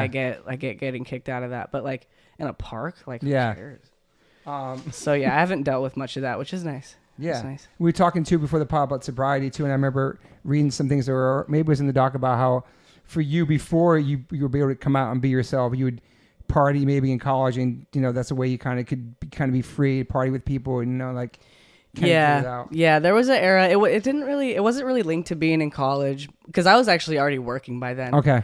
But yeah, like I started going to like, I don't know, just partying, fucking going to queer parties and being around people who like had no idea what skating was. And that was also why I liked my job that I got, because no one knew what skating, it's cool. like what was going on with that. So I could just be like fly under the radar. It's kind of cool. And so like, yeah, in those party spaces, it really got linked, like the euphoric feeling of being open and like that release of like being high and drunk, doing drugs and stuff, like really got tied together pretty hardcore in my, the neural wiring. So, so that's created some interesting, dynamics with me with like using drugs, but that there was like this freedom in that where I could just be like, yeah, I'm like trans, and like tell these people like the name that I like want to be called. Yeah. And, like, they're never gonna like, I'm never gonna see that person ever again and shit. And then, the Monday comes around and I'm just like, I'm back to fucking life. Yeah, back to normal life. So it's like these two different lives. Yeah. Yeah, and like just with partying, you know how it is. Like, I mean, I know that you've seen people. It's like for sure. When you're maintaining a drug addiction or any version of that, it's like that part becomes such a intense thing to manage that becomes its own splinter off of like a piece of you that's like already splintered. So like there's like the part of me that I keep, save face. Like I don't get fucked up like that in skate spaces. I don't show my ass like when I need to be professional, and no one's gonna judge. Like it's skateboarding, no one cares. Yeah, like no one fucking cares. But like I'm like I cannot let people see me like that. Like just super drunk, super high, just fucking going on about whatever fucking gay shit. Yeah, and so that becomes its own lane, and it's just tough to fucking toggle back and forth. But so over the years I've gone down like, not being sober, and then hit a wall, hit a bottom, and be like, all right, I'm gonna like get some sober time. And I've done it all kinds of different ways, you know, like the program. Yeah. Okay. I grew up, you know, going to NA meetings with my mom, so I've been really hyper aware of Your whole life. drug use and addiction and recovery my whole life. Yeah. So there's never been a moment where I've been like oblivious to it and like using drugs in a way that felt like I wasn't getting myself into trouble. Yeah. Because there was always this like extreme guilt around it. Yeah. And then obviously shame that comes with that. Totally. So a lot of growth around just learning how to love myself given the circumstances, which has been hugely impactful, you know, over the years. Because now it's like I don't feel shame about like the fact that that's how I like learned how to cope with such intense emotional dysregulation. Yeah. When before I didn't really understand that anxiety, or have depression, the fucking everything. language for that. So yeah, things are a lot more mellow now. And like over the last year, I was like fucking around kind of a bit, but you know, I just hit another wall with it, and it just happened to be around New Year's. Like it wasn't like New Year's is gonna be my last hurrah. Like New Year's Eve was like day 4 of a bent, and I'm just like, dude, I can't fucking do this shit anymore. You know, so I was like, all right, I'm just gonna like not do it. Yeah. So I've been sober since like the 1st. Wow. And it's nice because like good? I was telling you earlier, it's like all of the sober time I've had, and over the course of the last like decade, I've gained tools and things where I've healed from a lot of stuff, and so I have like such a like nice safety net within sobriety that I can fall into like anytime things feel unmanageable. Yeah. You know, I like have like a set way I can live my life and like operate each day that I know is safe. Yeah. So that's nice because like when you first step into sobriety, like things just feel super foreign. You're like, dude, nothing feels safe. I'm just anxious and like hurting. Yeah. And so just years of therapy, meditation. Dude, Jess is a fucking pillar. Jess, shout out to my Jess. Healing. Dude, Jessica Alexander. Yes. The life changer. Yeah. Yeah, she's a pillar for sure. She fixes everybody. Dude, wait, I want to show you my... And she got me fixed in therapy too. I go to her therapist. Thank you, That's Jessica, right. for that. Yeah. Yep. Yeah, she was like part of your program is that you have to meditate every day. She got me on I never meditate. I want to try that. I never tried it. You got to. So you do it every day? It's like a daily ritual for you? Yeah. As much as possible. And breathing and stuff too and all that stuff? Mm-hmm. Or? Yeah, I do a lot of mindful breathing. And then like early when me and Jess were working together, it was like I had like 200, because you know the apps, whatever, I had like 250 days in a row of like meditation. Nice. I was like, fuck yeah. Hold on, I want to show you. So the breathing is, the meditation, the breathing, my wife does that too. I know it's really helpful. Yeah. Make it through your day, all that stuff. Yeah, so even if I'm not like using the app to meditate, I'll like sit and like, if I feel things start to get too intense or like my brain starts going too fast, it'll just kind of like snap on. Like I'll be like, okay, let's count in for like, breathe in for 4 count, breathe out for 6 count. You can do that anywhere too. Any old time. So I use it fucking, all the time. I'm just like, oh, things are feeling intense. I'm just going to take a deep breath. And it works well. Like it's so trippy, and it's really easy to forget about. It's great just breathing and stuff can help us like that. Yeah. We sometimes we just try to do other things or maybe drink or do something else to get our mind. It's like, or just walking or skating or anything, man. Like, yeah, like what I've learned a lot about like the value of just sitting with the discomfort and breathing through it instead of just like avoiding it. Yeah. Because then you like allow it to move through you and you process it rather than just like kind of throw it in the pile of shit that eventually takes over your brain. Like you can't avoid it. So it's just like, okay, you know, you go through the whatever it is that's triggering you and you just take the lesson. Yeah. Is skating very therapeutic for you too? Yeah. It's gotta be. Just go out and skate and fucking. Yeah. Just skating. Oh God, I love it. Yeah, I've taken to, especially since working with Jess, just like the warm up process, like really valuing that. And like, Jess just walked in. All right. Stretching and the warm up, the warm down, all that stuff. Warm up, but like just rolling. And just be like, I'm just rolling, feeling my body do that, do a ollie, feel the pop, like really like mindfully like get into it. It's such a game changer. And like, it's hard to do because sometimes I want to just be ripping, you know, like right away. And then I get hurt or something because I'm just like rushing it. Yeah, too hard. And when I like go slow, it's like, damn, it's this nice slow build to like a nice peak. And then, I skate and like I get sweaty and I'm just like in it, and then eventually, I'm like, all right, I'm getting tired, like ready to go get some food or whatever. But it's like a good experience when you like slow the fuck down, and breathing really helps me maintain that. Yeah. You stretch too and like Oh my stretch God, after? yeah. I'm It's PT. so I've been important. doing PT since 2017. Okay. Like nonstop, because my ankles, I just kept rolling them. Damn. And it was somebody that, so Nick Kutry is somebody that I think he was one of my links to Jess. Okay. He does PT over at Modi Physiotherapy. He's on Hillhurst, and then he just got a place in Highland Park. Okay. But he's like, yeah, you just got to do these 9 exercises every day Okay. until further notice. And so I just was every day just doing them. And like I really overcame it.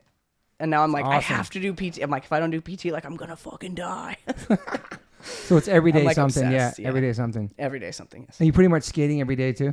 As much as I can. Yeah. Like in New York, because we get lots of a variety Crazy-ass of weather. Yeah. a variety of different weather. So I base my skate days off of like when it's going to be nice out. And then I'll do like recovery days when, I'll sort of plan like loosely around the weather.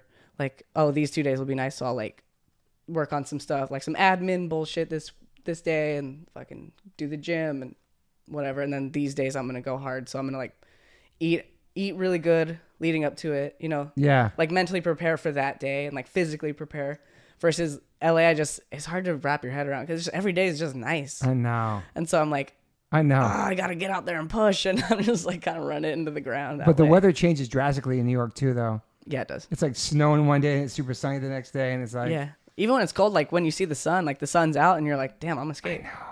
Like everybody can't wait for the one sunny day that's on the calendar. But they appreciate it though. Yeah. It's so sick when like there's a really nice day out after a couple shitty days and everyone's like in such a good mood. Yeah. Like you're at the skate park and everyone's just like, dude, fuck. I've been waiting for this day since like And for you growing up in Monday. California, like you're like, yeah, it's such a different world, man. Yeah. Yeah, But it's cool though.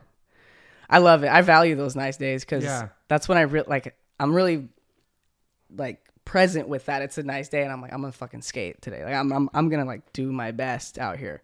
Yeah. Instead of just having it at my disposal. You see yourself in New York for a long time? Dude, I love it there. Yeah, if You don't miss Cali? No, I don't. I like what I've had a good trip this time. Yeah.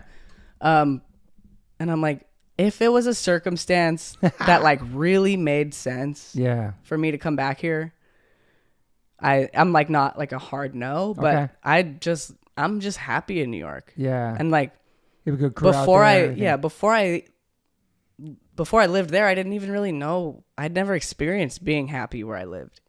Cause you know what I mean? Like I got there and I was like fucking driven and like motivated and like just. Plus your life has changed besides all that, just as a person, everything. So it's like. Yeah. Like if my life was the way it is now in LA, like I could see myself being happier here, but I'm still I just love it there. Yeah. I just love it there. So yeah, until further notice, that's where I'll be. Yeah. For sure. Are you an optimist or pessimist? I'd say optimist. What about you? I'm an optimist. I've always been like that. I've always been positive and seen the good in things and good in people, and always thought about the positive shit, like. Yeah, I feel that. It's just too much work to be, I don't know. There's already enough negative shit in the world, Yeah. Yeah, we don't need to perpetuate none of that. Yeah. It's like, this is just unnecessary. I'm like, get it out of here. So you've always been a pretty positive person then? Yeah. Sometimes I could get kind of cynical. Like I've had like depressed eras. Yeah. You know what I mean? But like where I'm at now, it's like every day I write a gratitude list. Oh, nice. Like every single morning. My friend does that and he sends them to all his friends. I read them every morning from my friend. Oh yeah. I heard that like people have been doing that as like a getting your like accountability type of thing. It's great. I read them every morning and I read them to my wife and sometimes I'm crying reading these from my friend. It's beautiful, man. Yeah. Yeah. So I do that every day. It really keeps me in the moment and like helps me just stay present to that. Like I'm fucking living my dreams. Yeah. Like this is what I dreamed of when I was like 8. It's a long I'm like, road. I'm skating. Like I'm film video parts. Like I have a pro shoe. Like on Nike. Yeah. This is it. Like I'm in it right now. So I just I put some emphasis on that each day. On your own terms too. Yeah. It's like your own boss. Everything. It's like. Yeah. Yeah.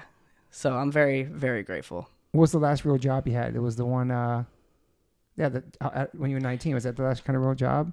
Yeah, I worked there until I was 22. We had a boss. Yeah. Yeah, I worked there until I was 22. And then when I lived in New York for like like a blip, I worked at a coffee shop Okay.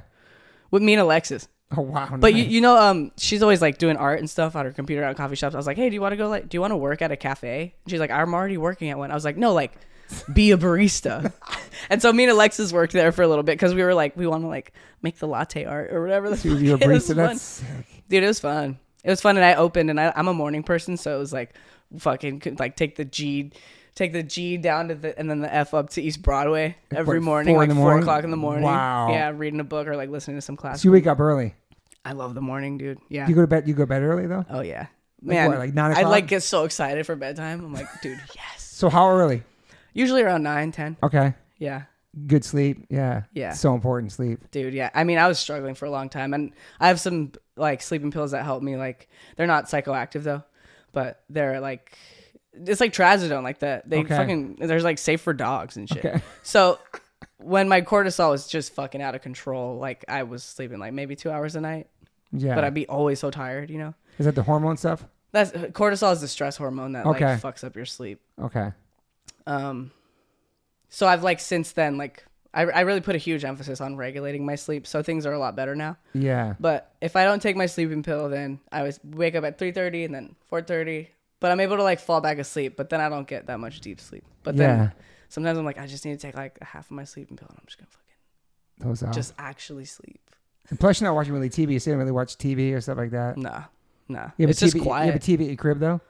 Yeah, it's never on. Wow. And I like have a projector set up if like I want to like watch a movie on my bed, but literally it's just never You on. reading books and stuff? Read? Yeah, I've been reading a book about the anatomy of the physical moving body or something like that. Okay. Because I'm so fascinated with like Yeah.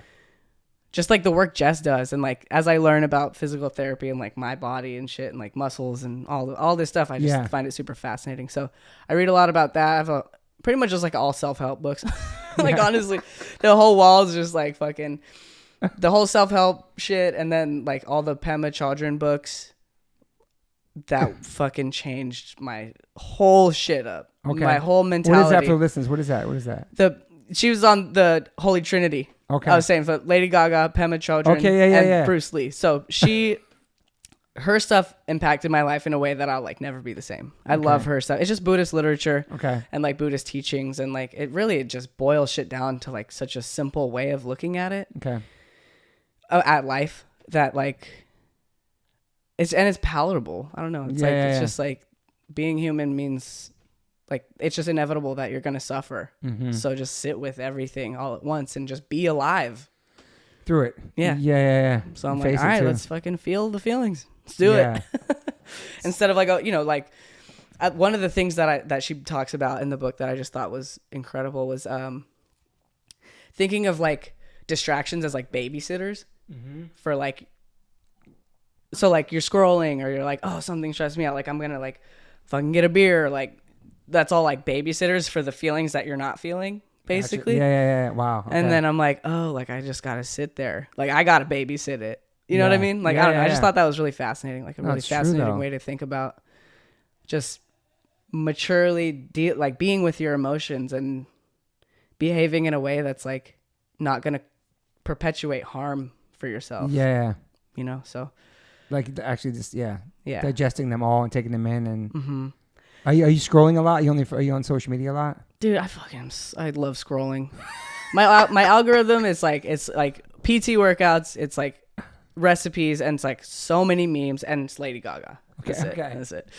But like I just get, and I love the funny videos. Yeah.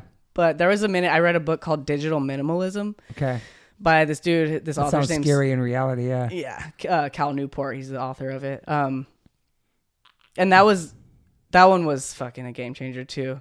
Just it really made me think about like how I'm spending my time. Like if you check your time on your phone, how many hours you spend? Yeah, I'm like brutal. All the shit I could get done in an hour. I know.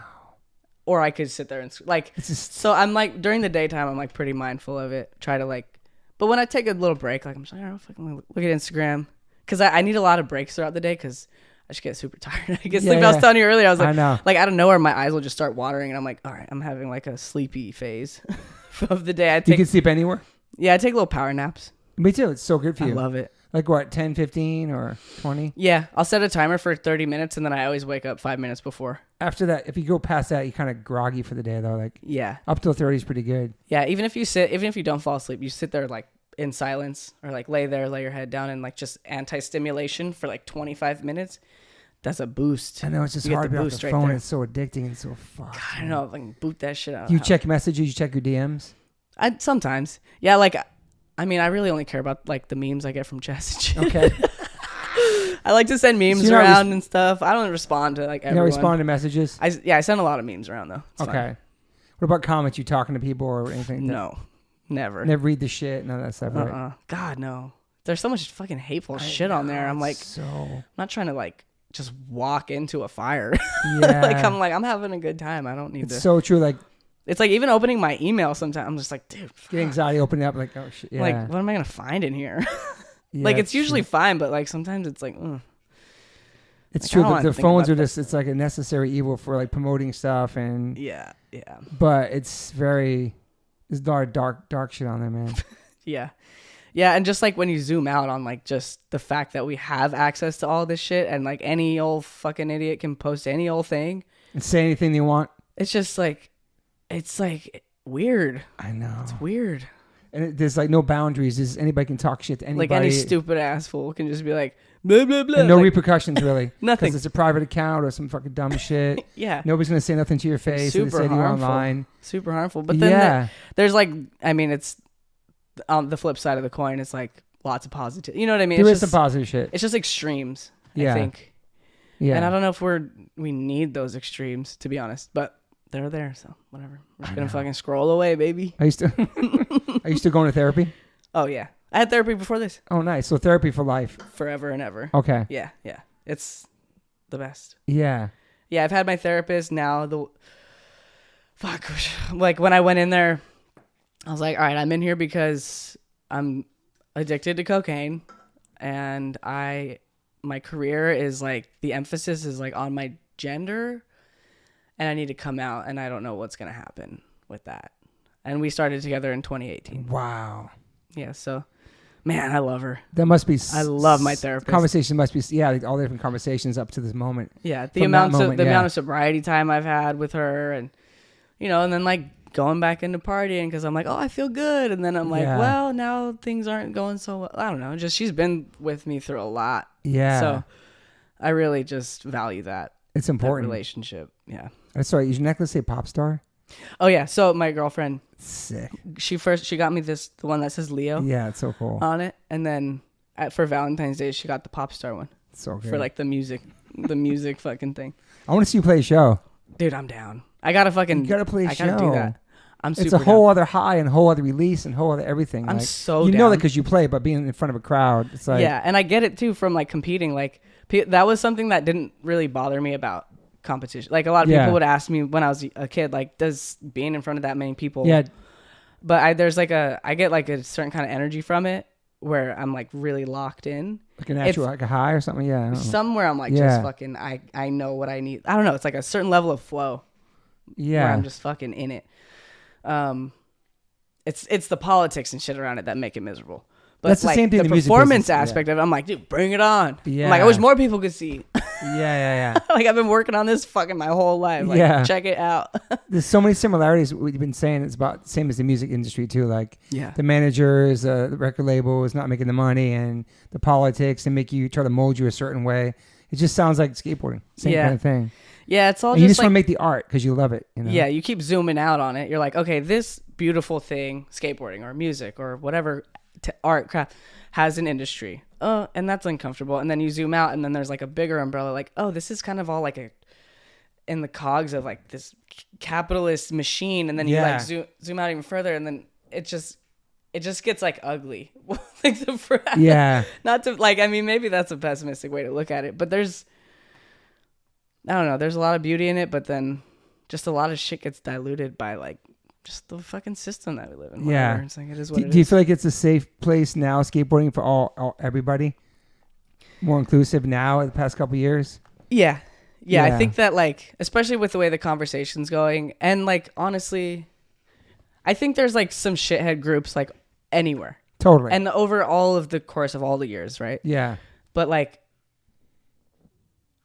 when you're on the ground skating, like I don't know, I think that skaters are just fucking weirdos. Yeah. And we're just like, okay, whatever. It's all misfits. It's all like, Yeah. So like no one's caring about that. But then when you start to get into like you're saying, the politics, whatever, fucking start climbing that ladder and you realize like, oh, you don't fit in with the world. And then it just becomes the same thing. Yeah. As like whatever. It's crazy because punk rock and skateboarding, all that is like, it's supposed to be a safe place for individuality and people with freedom to be yourself, and everybody's included, and punks and girls and everybody, all walks of life. And it's crazy that there's still that judgment and that kind of closed-mindedness in that world. But that's because it's bigger than anything. It's not just some little thing that was when we started skateboarding. This our community. It's beyond that. It's like worldwide. It's the Olympics. It's TV commercials. It's everything. You know what I mean? It's like, yeah, it's like capitalism and like it's culture, marketing, pop culture, selling shit. Yeah. So when people get into it and they're like coming in on it as something that, I don't know, because it's more of like a community. To me, it was a community and a family and a unity, and everybody's welcome, and this is where we all come to skate and get away from our fucked up families and childhoods and our households, and you know what I mean? Exactly. It's supposed to be a safe place. So when we hear things that it's not and people aren't, it's like, what the fuck? It's like, yeah, it's like, who's doing that? But also, it's been here for so many years. Obviously, all kinds of people coming through it, and business and money, billions of dollars, and yeah, shit gets convoluted when those factors come into play. But I think just like on the ground, like we're all good people. Yeah, I liked it on the ground. Yeah, we're all just skating together. Yeah, just fucking. We're all into the same shit. We're all doing tricks. We're all learning. We're all nobody's mad. Yeah. Fucking, I remember this one time, this dude. This one, I was thinking about this the other day, just random ass memory from like my skate park. The skate park I grew up skating and when I was a teenager, West Covina skate park. Yeah. This dude, he was a real strange guy. And like he kind of was sort of being a little creepy towards me. And then like showed up to the skate park one day after I was like, I don't want to fucking hang out. I don't know. It was a strange. Was older guy too? I think so. Yeah. Fuck. But like he wrote R.I.P. Lacey Baker on his skateboard.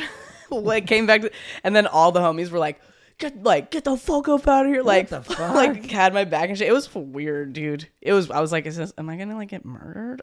What? I don't know. But how long ago was that? I think I was like 15 or 16. Okay. But wow. Yeah, I bring that up just to say that, you know, people had my back. Yeah. It's like I didn't feel. I mean, in some ways there was like exclusion happening, but like, you know, it's just like I'm skating with my homies and I feel a sense of like, so you feel love in that. You feel love in that community. Yeah, I'm like at this place where it's like fucking gangs hanging out, fucking meth, people smoke, like whatever. But those are the guys that had my fucking back. Yeah. They're like, they ain't gonna let something happen to me. So I don't know. So it's kind of twisted up, but you always felt like that. There was a place you can go, a safe place, and skate. Yeah, that like these homies aren't gonna like let something bad happen to me. And I hope it's like that for younger kids coming into it now too. The same thing happened for us. You know what I mean? Yeah. I have hope that that's a thing because I've had like Ryan Miller, for example. Yeah. He took me under his wing in a way that like I was just so grateful for, because he was picking me up. Like he was driving like 30 miles to pick me up and drive 30 miles back, because that's where the skate spot is, with his homies. They're all 20 somethings. I'm an 11-year-old fucking little girl at the time, and like he fucking was like, nah, you're sick, like you're gonna skate with us, and like that was just the session, you know? Yeah. And so I think I look around and like that like just stuck with me, the way that he cared and just saw who I was like amazing. At that young age. Yeah. And I like try to, you know, do that same thing, like see people who are like really fucking driven for it and like just are good. Yeah. And just do what I can to like help them get where they're trying to go. Yeah. And kids just learning and starting. Like we all been called posers before. Everybody's going to start somewhere. You know what I mean? Dude, it's like in I was like in 3rd grade and like I had a ball pass. And so I went to the ballroom to like get a ball or fucking whatever during recess, and like the 5th grader, and it was like, so what, you skate? Like, can you kickflip? I was like, yeah, actually, like I can kickflip.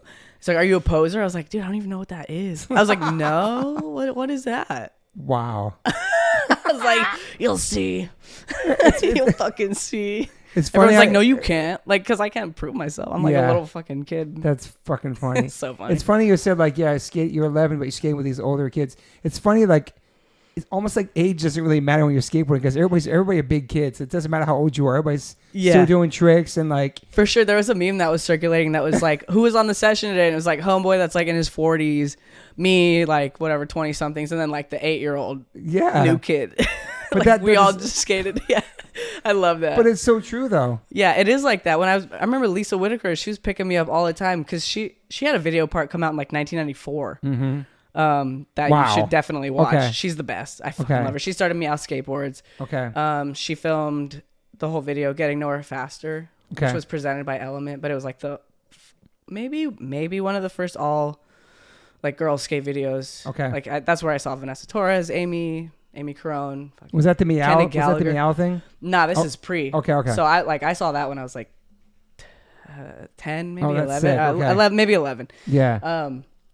But I met her when I was like 12. She started picking me up, but she was like already like, I don't know, but we're homies still. She came to the Airbnb the other day. Awesome. And we were like, dude, it's been so long. Like, it's like nice to hang out. Yeah.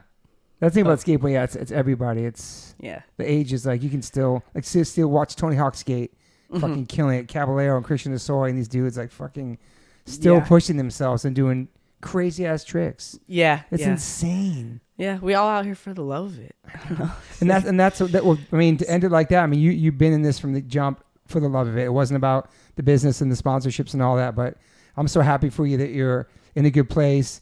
You're 100% can live yourself, your truth, and you're making money from skateboarding, and you live in New York, and I don't know, it's awesome. It's awesome. Thanks. I really appreciate that. I'm super fucking grateful. Giving your flowers.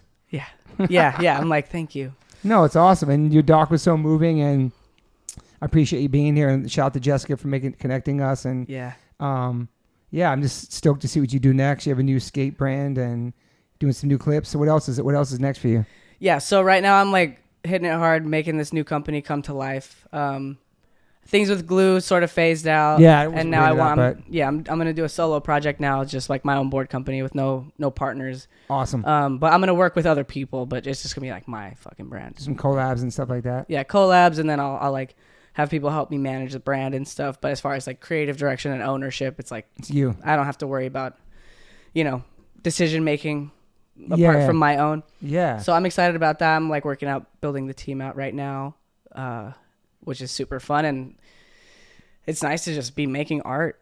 Yeah. Like all I do is make I'm just like like if I'm ever like in a bad mood, I catch myself like grumpy about something, and then I'm just like sitting in my studio in my apartment and like in New York. Yeah. I have this whole room dedicated to like just making whatever I want. It's pretty I'm awesome. like, this is sick. I'm like, it's awesome. cool. Yeah. Like your feelings are valid, and also life, like the big picture. I'm like, dude, I'm super, super fortunate. Yeah, you probably still trip out on it too, like where every you're day, at. dude. Yeah, I'm like, dude, this is crazy. Like this shit's fucking wild. I know. It's just man. And you live in your truth, and it's like you walking around, you're skating in Manhattan, no shirt. This all that shit's so fucking punk. I think you're so punk rock. Thanks. Fuck yeah. And I think right I think your pop's definitely proud of you, and fucking knowing he comes from that world and just seeing, I don't know, the way you live in your life. It's awesome. Yeah, thanks. I appreciate that. Thanks for having me on the show. Of course, dude. this is great. Fucking awesome. It's your first podcast in many, many years, right? Yeah, we were talking about it earlier. I can't remember the last one I did. I know I've done them before the pandemic, probably. I think pre-pandemic. Damn, I'm honored. This is sick. Probably, yeah. So that would be like pre-coming out, I guess. Then. Wow. Shit, I'm like, hell yeah. Leo Baker. So sick. Well, thank you for being here. Thank you for your time, and dude, yeah, I'm stoked to like get to know you more in real life and hang and stuff. See you in New York and all that stuff. And hell yeah. Maybe we'll plunge in sauna now. We'll see how the vibes are. Let's fucking feel it out. All right. Thanks for listening, everybody. Thanks for being here. All right. Peace. Good morning. Good morning. How you doing? Good, dude. Your fucking music is so good. I listened to all the songs since we've done the pod originally. Super emo. The lyrics are amazing. Thank you so much. I'm just super blown away by it. And like I listened to, obviously, Hold Me to Her Home. That was, I don't know if that's the latest single, but it's also the Crying All the Time EP. Yeah. I really love Let Me Weep off of the Crying All the Time. There's so many, the Summer, little. It's just really, really awesome. And thanks for listening. I appreciate it. Of course, and you can. I don't know. Now that I know you, and like I don't know, just hearing those songs, I feel it all. Yeah. So yeah, it's really awesome. They're all like super personal, which I'm like, with everything I've done, like with the documentary and just like, I'm always, I don't know, just like open book style in front of cameras and stuff. And so I'm like, some things I'm like, should I keep that private? But it just all comes out. So like when it comes to like the music, like that shit's all super personal, like sobriety stuff, like stuff about my dad, you know, just shit like that, like my family, whatever, you know, like relationships, shit like that. So, I mean, that's like the type of, I've explored a lot and like thought a lot about different styles of music I would want to play. But like naturally, that's like what has come out over the last, those 4 songs on Crying All the Time were like written over the course of, honestly, since I started playing music till like right then. Yeah. Because I started, obviously didn't know shit, and then got into like, I learned a lot about playing guitar. I had a really hard time singing in my teenage years because I just felt like super insecure about my voice, and just, there's just like a lack of confidence there.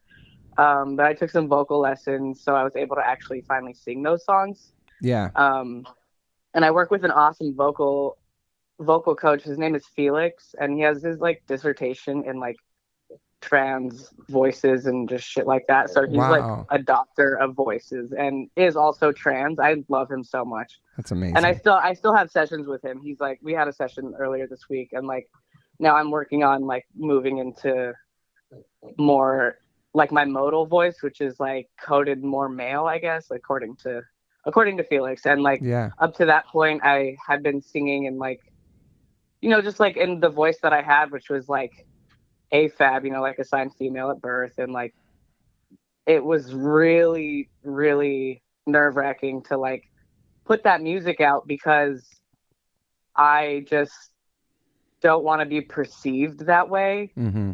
And, I talked to my producer, Brendan Williams. He's fucking awesome. I love him so much. He's always been like, you don't really sound like one or the other. So that made me feel a little better. And like, I think that it just kind of comes off kind of like maybe more androgynous in those first 5 songs. Right. Yeah. I have 3 more songs on the way. They're getting mastered right now for an EP called Severely Human. Okay. I like that title. So I'm psyched on that. And then I think my voice has gotten a lot better, but it's still like singing in that range of like kind of like the upper register. Yeah. But you can hear like that my vocal folds are like thicker in it now. Mm-hmm. And then we kind of had a breakthrough in the last session where I was able to tap into like the modal voice, which is like the chest voice, and kind of like explore that range. Yeah. So I'm like really fucking psyched on that, and like gonna write some more songs. It's interesting. Yeah, it's like, yeah. Go ahead. No, it's interesting you say the chest voice too, because it's interesting for singers and people that don't know much about singing is that you sing from a different place than when you talk. Like I could be on tour and my voice could be totally hoarse and I could be tired and exhausted and I sound so bad. But then when I sing, it sounds normal because it's coming from a different place. It's just interesting how the voice works and all that stuff with singing and talking. It's interesting. Yeah, I'm super fascinated by it. And like also, so I had a huge hang up with just the sound of it, right? And then my vocal coach was like, if you listen to like Jeff Buckley songs, like he's like not even really queer or whatever. He just like sings in his head voice a lot. Yeah. And so sometimes sounds feminine or whatever. And he was like, this is like, and then he was talking about other like singers, like, I don't know, like Bruno Mars and fucking like Justin Bieber, all like, they train to keep that register because once it drops down, it's really hard to like get back it, like stretch the vocal folds out enough to be able to reach that register again. Yeah. So like, he was like, keep it while you got it, try to like maintain it, because once you lose it, it's really hard to get it back.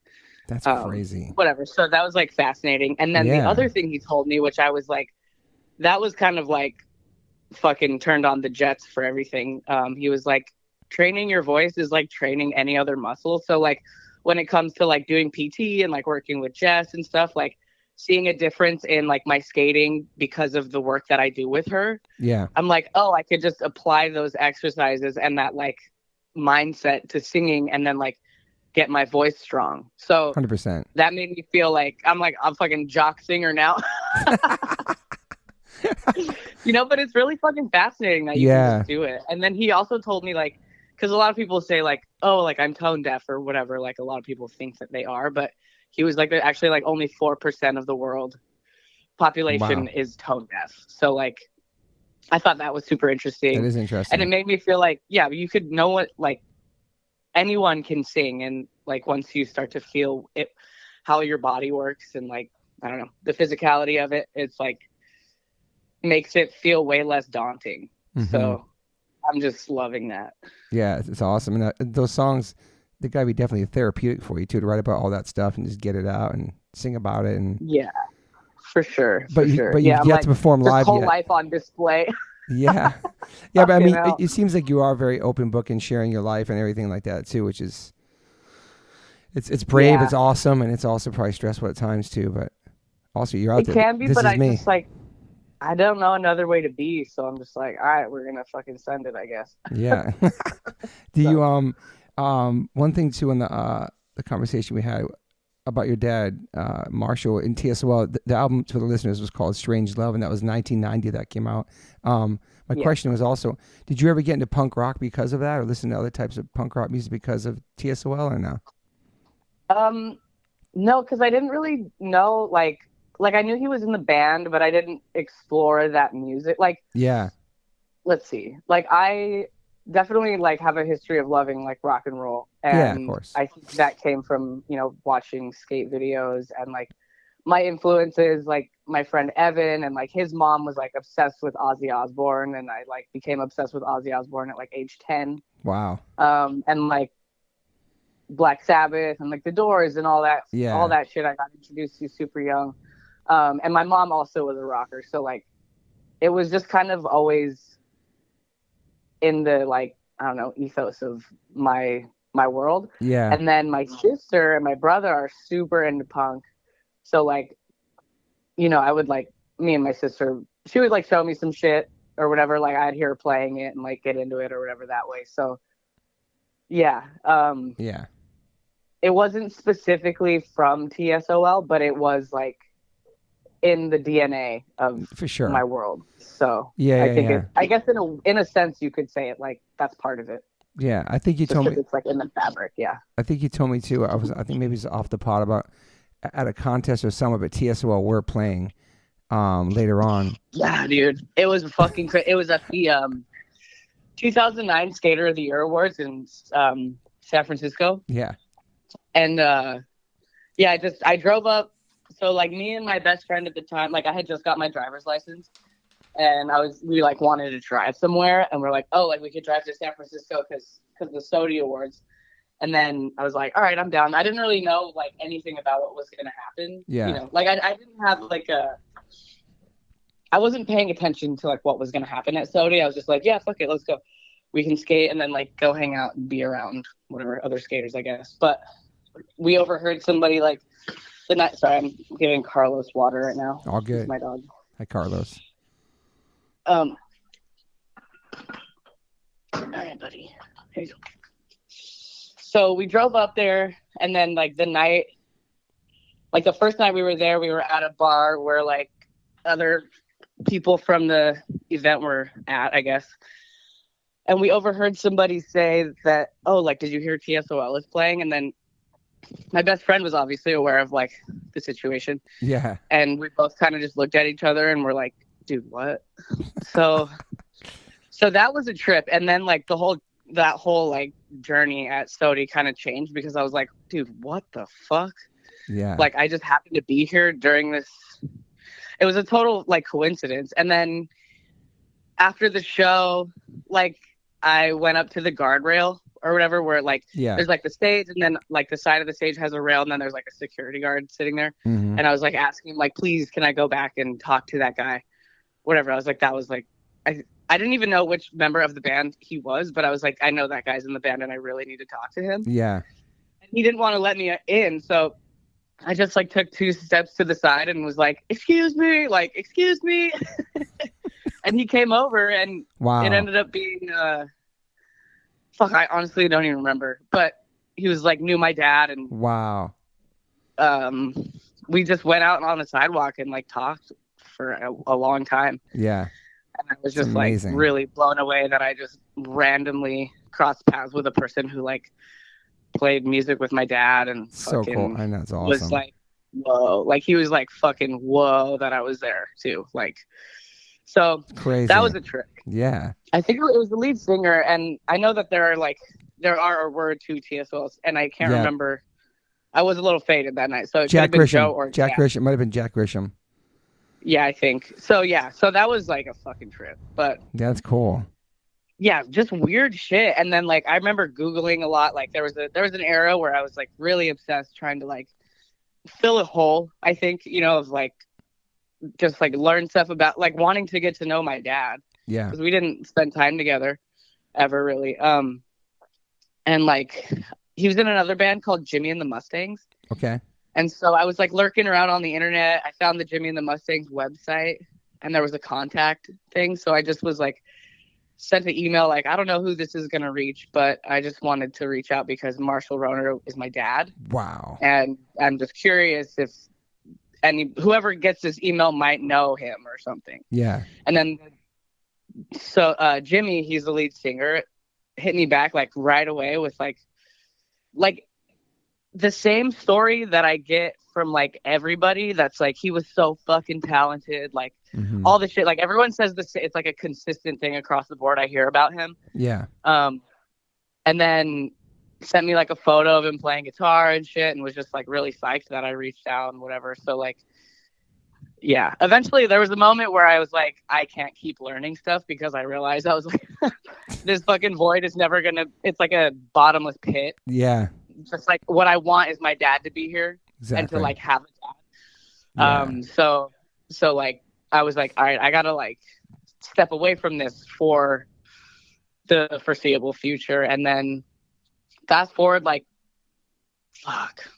6 years or 7 years, I got a DM from somebody. Her name is Guardia Fox, and she was like, hey, I don't know. She was basically like, hey, like, I don't want to be like weird or whatever, but I actually lived with your dad in the 80s, and he was a part of our skate gang called the Hags. That's right. That's right. And, like, yeah. So and sick. like, I was nervous to like open that door, because I had been like, I can't keep doing this. Yeah. And then I shared it with a friend, and I was like, I don't know. I feel this one has me feeling like compelled to like respond or whatever. So I did, and we met up, and like she told me all these fucking stories about him, and then she introduced me to like fucking so many people that like my dad knew, like this dude Drac, who has like some of my dad's guitars and like fucking gear and shit, and like Nancy, who like she still works in the music business, Nancy Shefton. And like he went to her like after he got turned away from rehab. The like 9-month break between like me existing and my brother is when he was at Nancy's in Hollywood trying to stay clean. Eventually couldn't really hang with that, and then went back to Orange County and like was like using with my brother's mom, and then that's when he was conceived. So that night I was like always curious about that 9 months of like between me and Marshall, like what happened. Yeah. And then I fucking learned about it like so long later. So like Nancy was like where he went to Nancy's between that, like when he got turned away from rehab, which is a trip. So yeah, I'm like, it's kind of naturally falling into place now. I'm not like actively trying to like pry information, but opening that door with Guardia has been awesome, because I've been able to meet so many awesome people, and she had everybody all come to my documentary premiere, and like all these people who knew my dad and shit, and like awesome. Everybody was like, it's like fucking like watching him on the screen and shit, and I'm like, you guys know better than I fucking do. That's pretty amazing, man. Your dad was super young. He was like 41, I think, when he passed, right, or something. Yeah. Super young. Yeah. Wow, man. Yeah, it's pretty fucking tragic, I would say, because I know that he was a deeply loving and kind person, and just fucking an addict. Like, yeah. and I get it. Like, I'm like also on that fucking train. So, you know, I'm like staying sober and shit. But Yeah, how you doing? You feeling good with that? yeah, it's fucking Awesome. great because it just feels like a safety net, you know, like Mhm. staying off drugs. And it's like right now, like with cocaine and all the fucking fentanyl overdoses, I'm like, I'm fucking not trying to go out like that. So Yeah, it's so scary, I'm man. like good on that. But I have, you know, there's this voice inside my head was like, should we get coke? Like fucking every day, constantly. So every day you So, think you know, about it. I'm just kind Wow. of like riding with that. Yeah. But Damn. it's just how it goes, you know, addiction. One thing I found out too since we talked is that just because you're so humble and awesome that your SBs are really fucking killing it. Like your shoes are really killing it for like a pro model signature, all that. And not many have killed it in a really long time. Yeah, I'm psyched on that. I'm really psyched to hear that because like I just wanted to make a shoe that was like a skate shoe, you know, and comfortable. Yeah. Like that's really it. I'm like classic skate shoe that's super comfy. Yeah. It's and amazing. So that's always like that was the first thing I said when I was like designing the shoe. I was like, the number one priority is that it needs to be super, super comfortable. And then also like skate good and be durable. So those were like my top, you know, my top 3 priorities. Awesome. And it's awesome to get feedback when people have them. They're like, yeah, they're so comfortable. Like the first thing they say, and I'm just like, yes, like fuck yeah. No, it's amazing. It's so cool. Also, Jess told me also that she was with you when you shot the Tony Hawk thing. Yes, she was. That's like all green screens and stuff like that. Like, yeah. Dude, like the shit that I like, that crazy like sphere, like globe with like 200 cameras in, and I had to make like a bunch of different expressions on my face, like 20 different expressions. And then they would be like, okay, act like surprised or like grossed out or whatever. And then I'd make the face, and then they'd like hit this, they would like trigger the shutter, and it'd be like all these cameras like taking pictures from like literally every angle you can think of. It's so and then wild. There was like standing version of it. Yeah, it was fucking. I was so glad she was there. Yeah, she's the best. Dude, she's the greatest. Also, you mentioned too in the pod, I should have said something there, just about like social media and what's on your feed. I think you mentioned either recipes or cooking stuff on there and your algorithm. I was going to ask you, do you cook? Do you cook a lot? I do. Yeah. Like I do a lot of meal prep because I get like my groceries delivered like Monday, and then I'll like cook it all up and just have food ready because I'm like moving so fast with like everything. Can you hear Carlos like fucking grunting and shit? No, I can't. Okay, cool. He's like being so loud. I try to cook the food and have it ready so that like I can wake up and go and just have it. But yeah, I really enjoy cooking. You've been cooking for a long time? I started cooking like in my 20s. Like I didn't grow up learning how to cook because my mom didn't really cook. She was too fucking busy. We ate a lot of fast food growing up. Yeah. And then in my first relationship, I started to dabble with making like chicken and rice and just shit like that. And like, it's super fun. Sometimes I get lazy and I'm like, I don't really feel like whatever fucking like, but then as soon as I start, I'm like, oh yeah. And then it, like 2 hours will go by and I'll be like, damn, that was like fucking sick. Yeah, that's awesome to do that. Especially living like, I don't know, New York too. New York's, I don't know, like getting groceries and cooking in your apartment and stuff like that. I don't know. It's pretty awesome. It's so different than living in LA too, I think, as far as like, I don't know, eating out all the time. And I don't know, you have a grocery store close to you? Obviously, yeah. Yeah, there's like 100. Okay, like, that's cool. Yeah. That's what makes it sick too, because it's like, that's one thing I really loved about New York, where I was like, oh, I want to cook something. Oh, I can just walk 2 minutes to the fucking store and like get a couple things to make. Instead of in LA, it's like, okay, I gotta like go to the grocery store, so I gotta like make plans for all this shit and like get this huge haul because I don't want to have to go back this week because it's like I gotta drive and whatever. But then I do the imperfect foods thing now because sometimes I still don't have time to go to the store, so like I get like basics, like all the produce and shit like that delivered, and then if I want to add to it, I can like run to the store and grab something. But it's awesome because every Monday I get groceries delivered, so there's always like shit to make, and it's really convenient. Yeah, that's awesome. It's really convenient. I like it. You try to eat super healthy, obviously. Yeah, I do. I'd like do like 80-20. Because I mean, I love fucking burritos and I love hamburgers. And, Yeah. I grew up on that shit. I'm like cereal. Like a box of cereal brings me so much fucking joy that I'm just sometimes I gotta eat the whole box. What kind of cereal? Your favorite cereal? I fucking love like Cocoa Pebbles. Classic. I love Cocoa Pebbles. And the classics like fucking Lucky Charms, Cinnamon Toast Crunch, shit like that. But I also Crunch really is like sick. fucking Corn Flakes and literally any cereal. I'm like, it's probably good. Yeah, I love Captain Crunch. That's like that's a weakness for me too. Oh, it's so good. When the one with the berries too. There's one like with the berries in it or something. I don't know. Yeah, Crunch Berries. Yeah, Crunch. And then there's berries, the one that's like all Crunch Berries. Yeah. Oh, that's right. So much fucking like, sugar. That's like so fucking crazy. Hardcore right there. We're also addicted to sugar. It's fucking nuts, man. It's crazy. Oh, hell yeah. Hell yeah. Okay, one of the 80-20. I try to like 80-20. keep it clean and then just like whatever. If I want to eat a fucking ice cream, then eat an ice cream. Like I'm not like too like hard on myself about it. I'm just like you're also super active too. You're always skating. You're always out doing shit. So it's like you gotta feel I go to the gym 3 days a week. Nice. And skate. Right now my ankle is still healing, but usually skate like at least like go filming like at least 2 days a week or at least one. And those days are pretty heavy because it's like battling a trick. So by the end of those, I'm like shriveled and dying in my bed. Sometimes I'm like, dude, I can't walk. I'm like calling somebody to come walk Carlos because I'm like, I just can't do it. Damn. I talked to Jess yesterday too. She rolled her ankle. Jess did? Yeah, she rolled her ankle. Oh God, no! I'm calling her as soon as I get off. I mean, just some random stupid thing. Like I forgot how she did. Yeah, but it's crazy like seeing that she got her ankle rolled and she's always helping other people.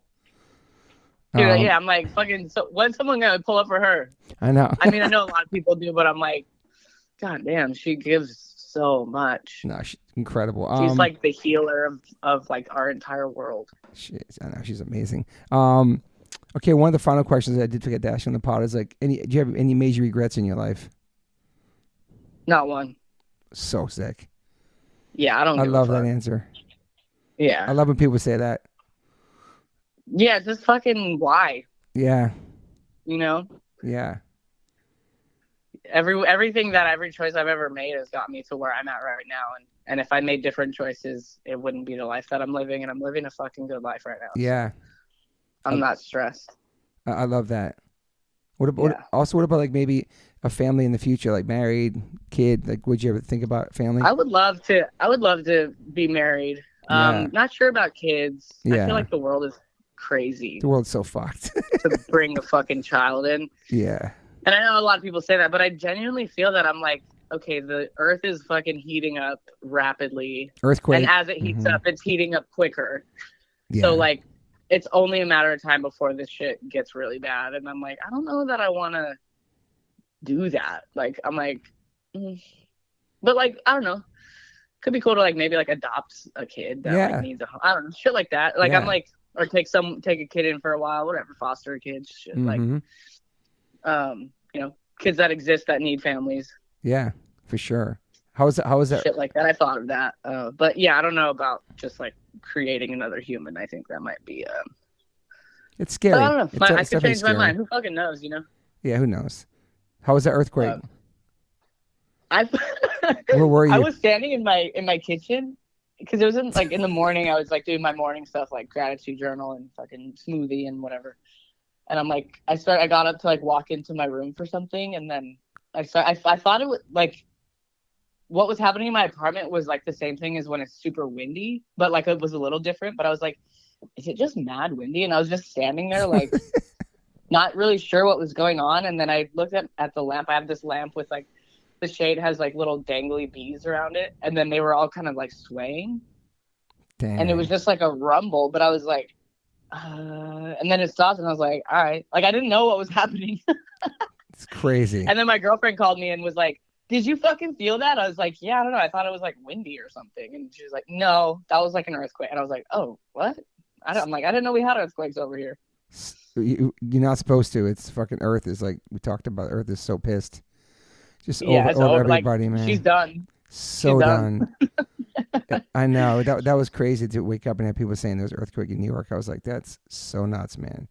That means it's probably gonna Yeah. snow. It's probably gonna snow in my neighborhood soon for sure. No Anything's, fucking way. Does it say that? no, I'm just saying anything's possible. Oh, I'm yeah. saying, Yeah. I feel you. you know what I feel mean? you. I was like, dude, shut the fuck up. I mean, but honestly, like not far, like maybe 35, 40 minutes, maybe where my friend lives. There's snow over there, like last week, like by Riverside or something. I don't know, but like it's crazy. No fucking way. Yeah. It's so wild, the Yeah. world. Well, I appreciate you. You have to get you gotta get a TSOL tab for sure, like mine. It'd be so cool. Dude, I really should, huh? That stencil writing's so hard. That's just like the, classic TSOL writing. Yeah, it's part of Yeah, it's part of it your is life. pretty It's pretty sweet. cool. Yeah. Yeah, it is. I have the vinyl right here. Oh, you I do? have the vinyl. I have a Crusados vinyl. So he was in. Those are the 3 bands. He was in more than that. Like there was like a Dino's Revenge too. Okay. Like that was the band he was in. But I have the Jimmy and the Mustangs vinyl with his face on the front, and So the cool. TSOL vinyl. And then, dude, I met fucking the bass player of the Crusados. His name's Tony Marsico. Uh-huh. Guardia introduced me to him. And he came out, he was like, oh yeah, my kid lives in New York, and like I'm gonna go out there if you want to like get dinner. And we went to dinner. He was so sick. I'm Oh, like, that's he awesome. played music with my dad before my dad kind of like went south, Mhm. with the drugs and stuff. He was like, yeah, I was never really around for that. It was just rad playing music with him. It was like the time of our lives, like touring around, just playing fucking rock and roll. And he gave me a 7-inch with my dad's on the cover of it and like some other fucking gear. That's So cool. yeah, it's like a trip to be crossing paths with all these people.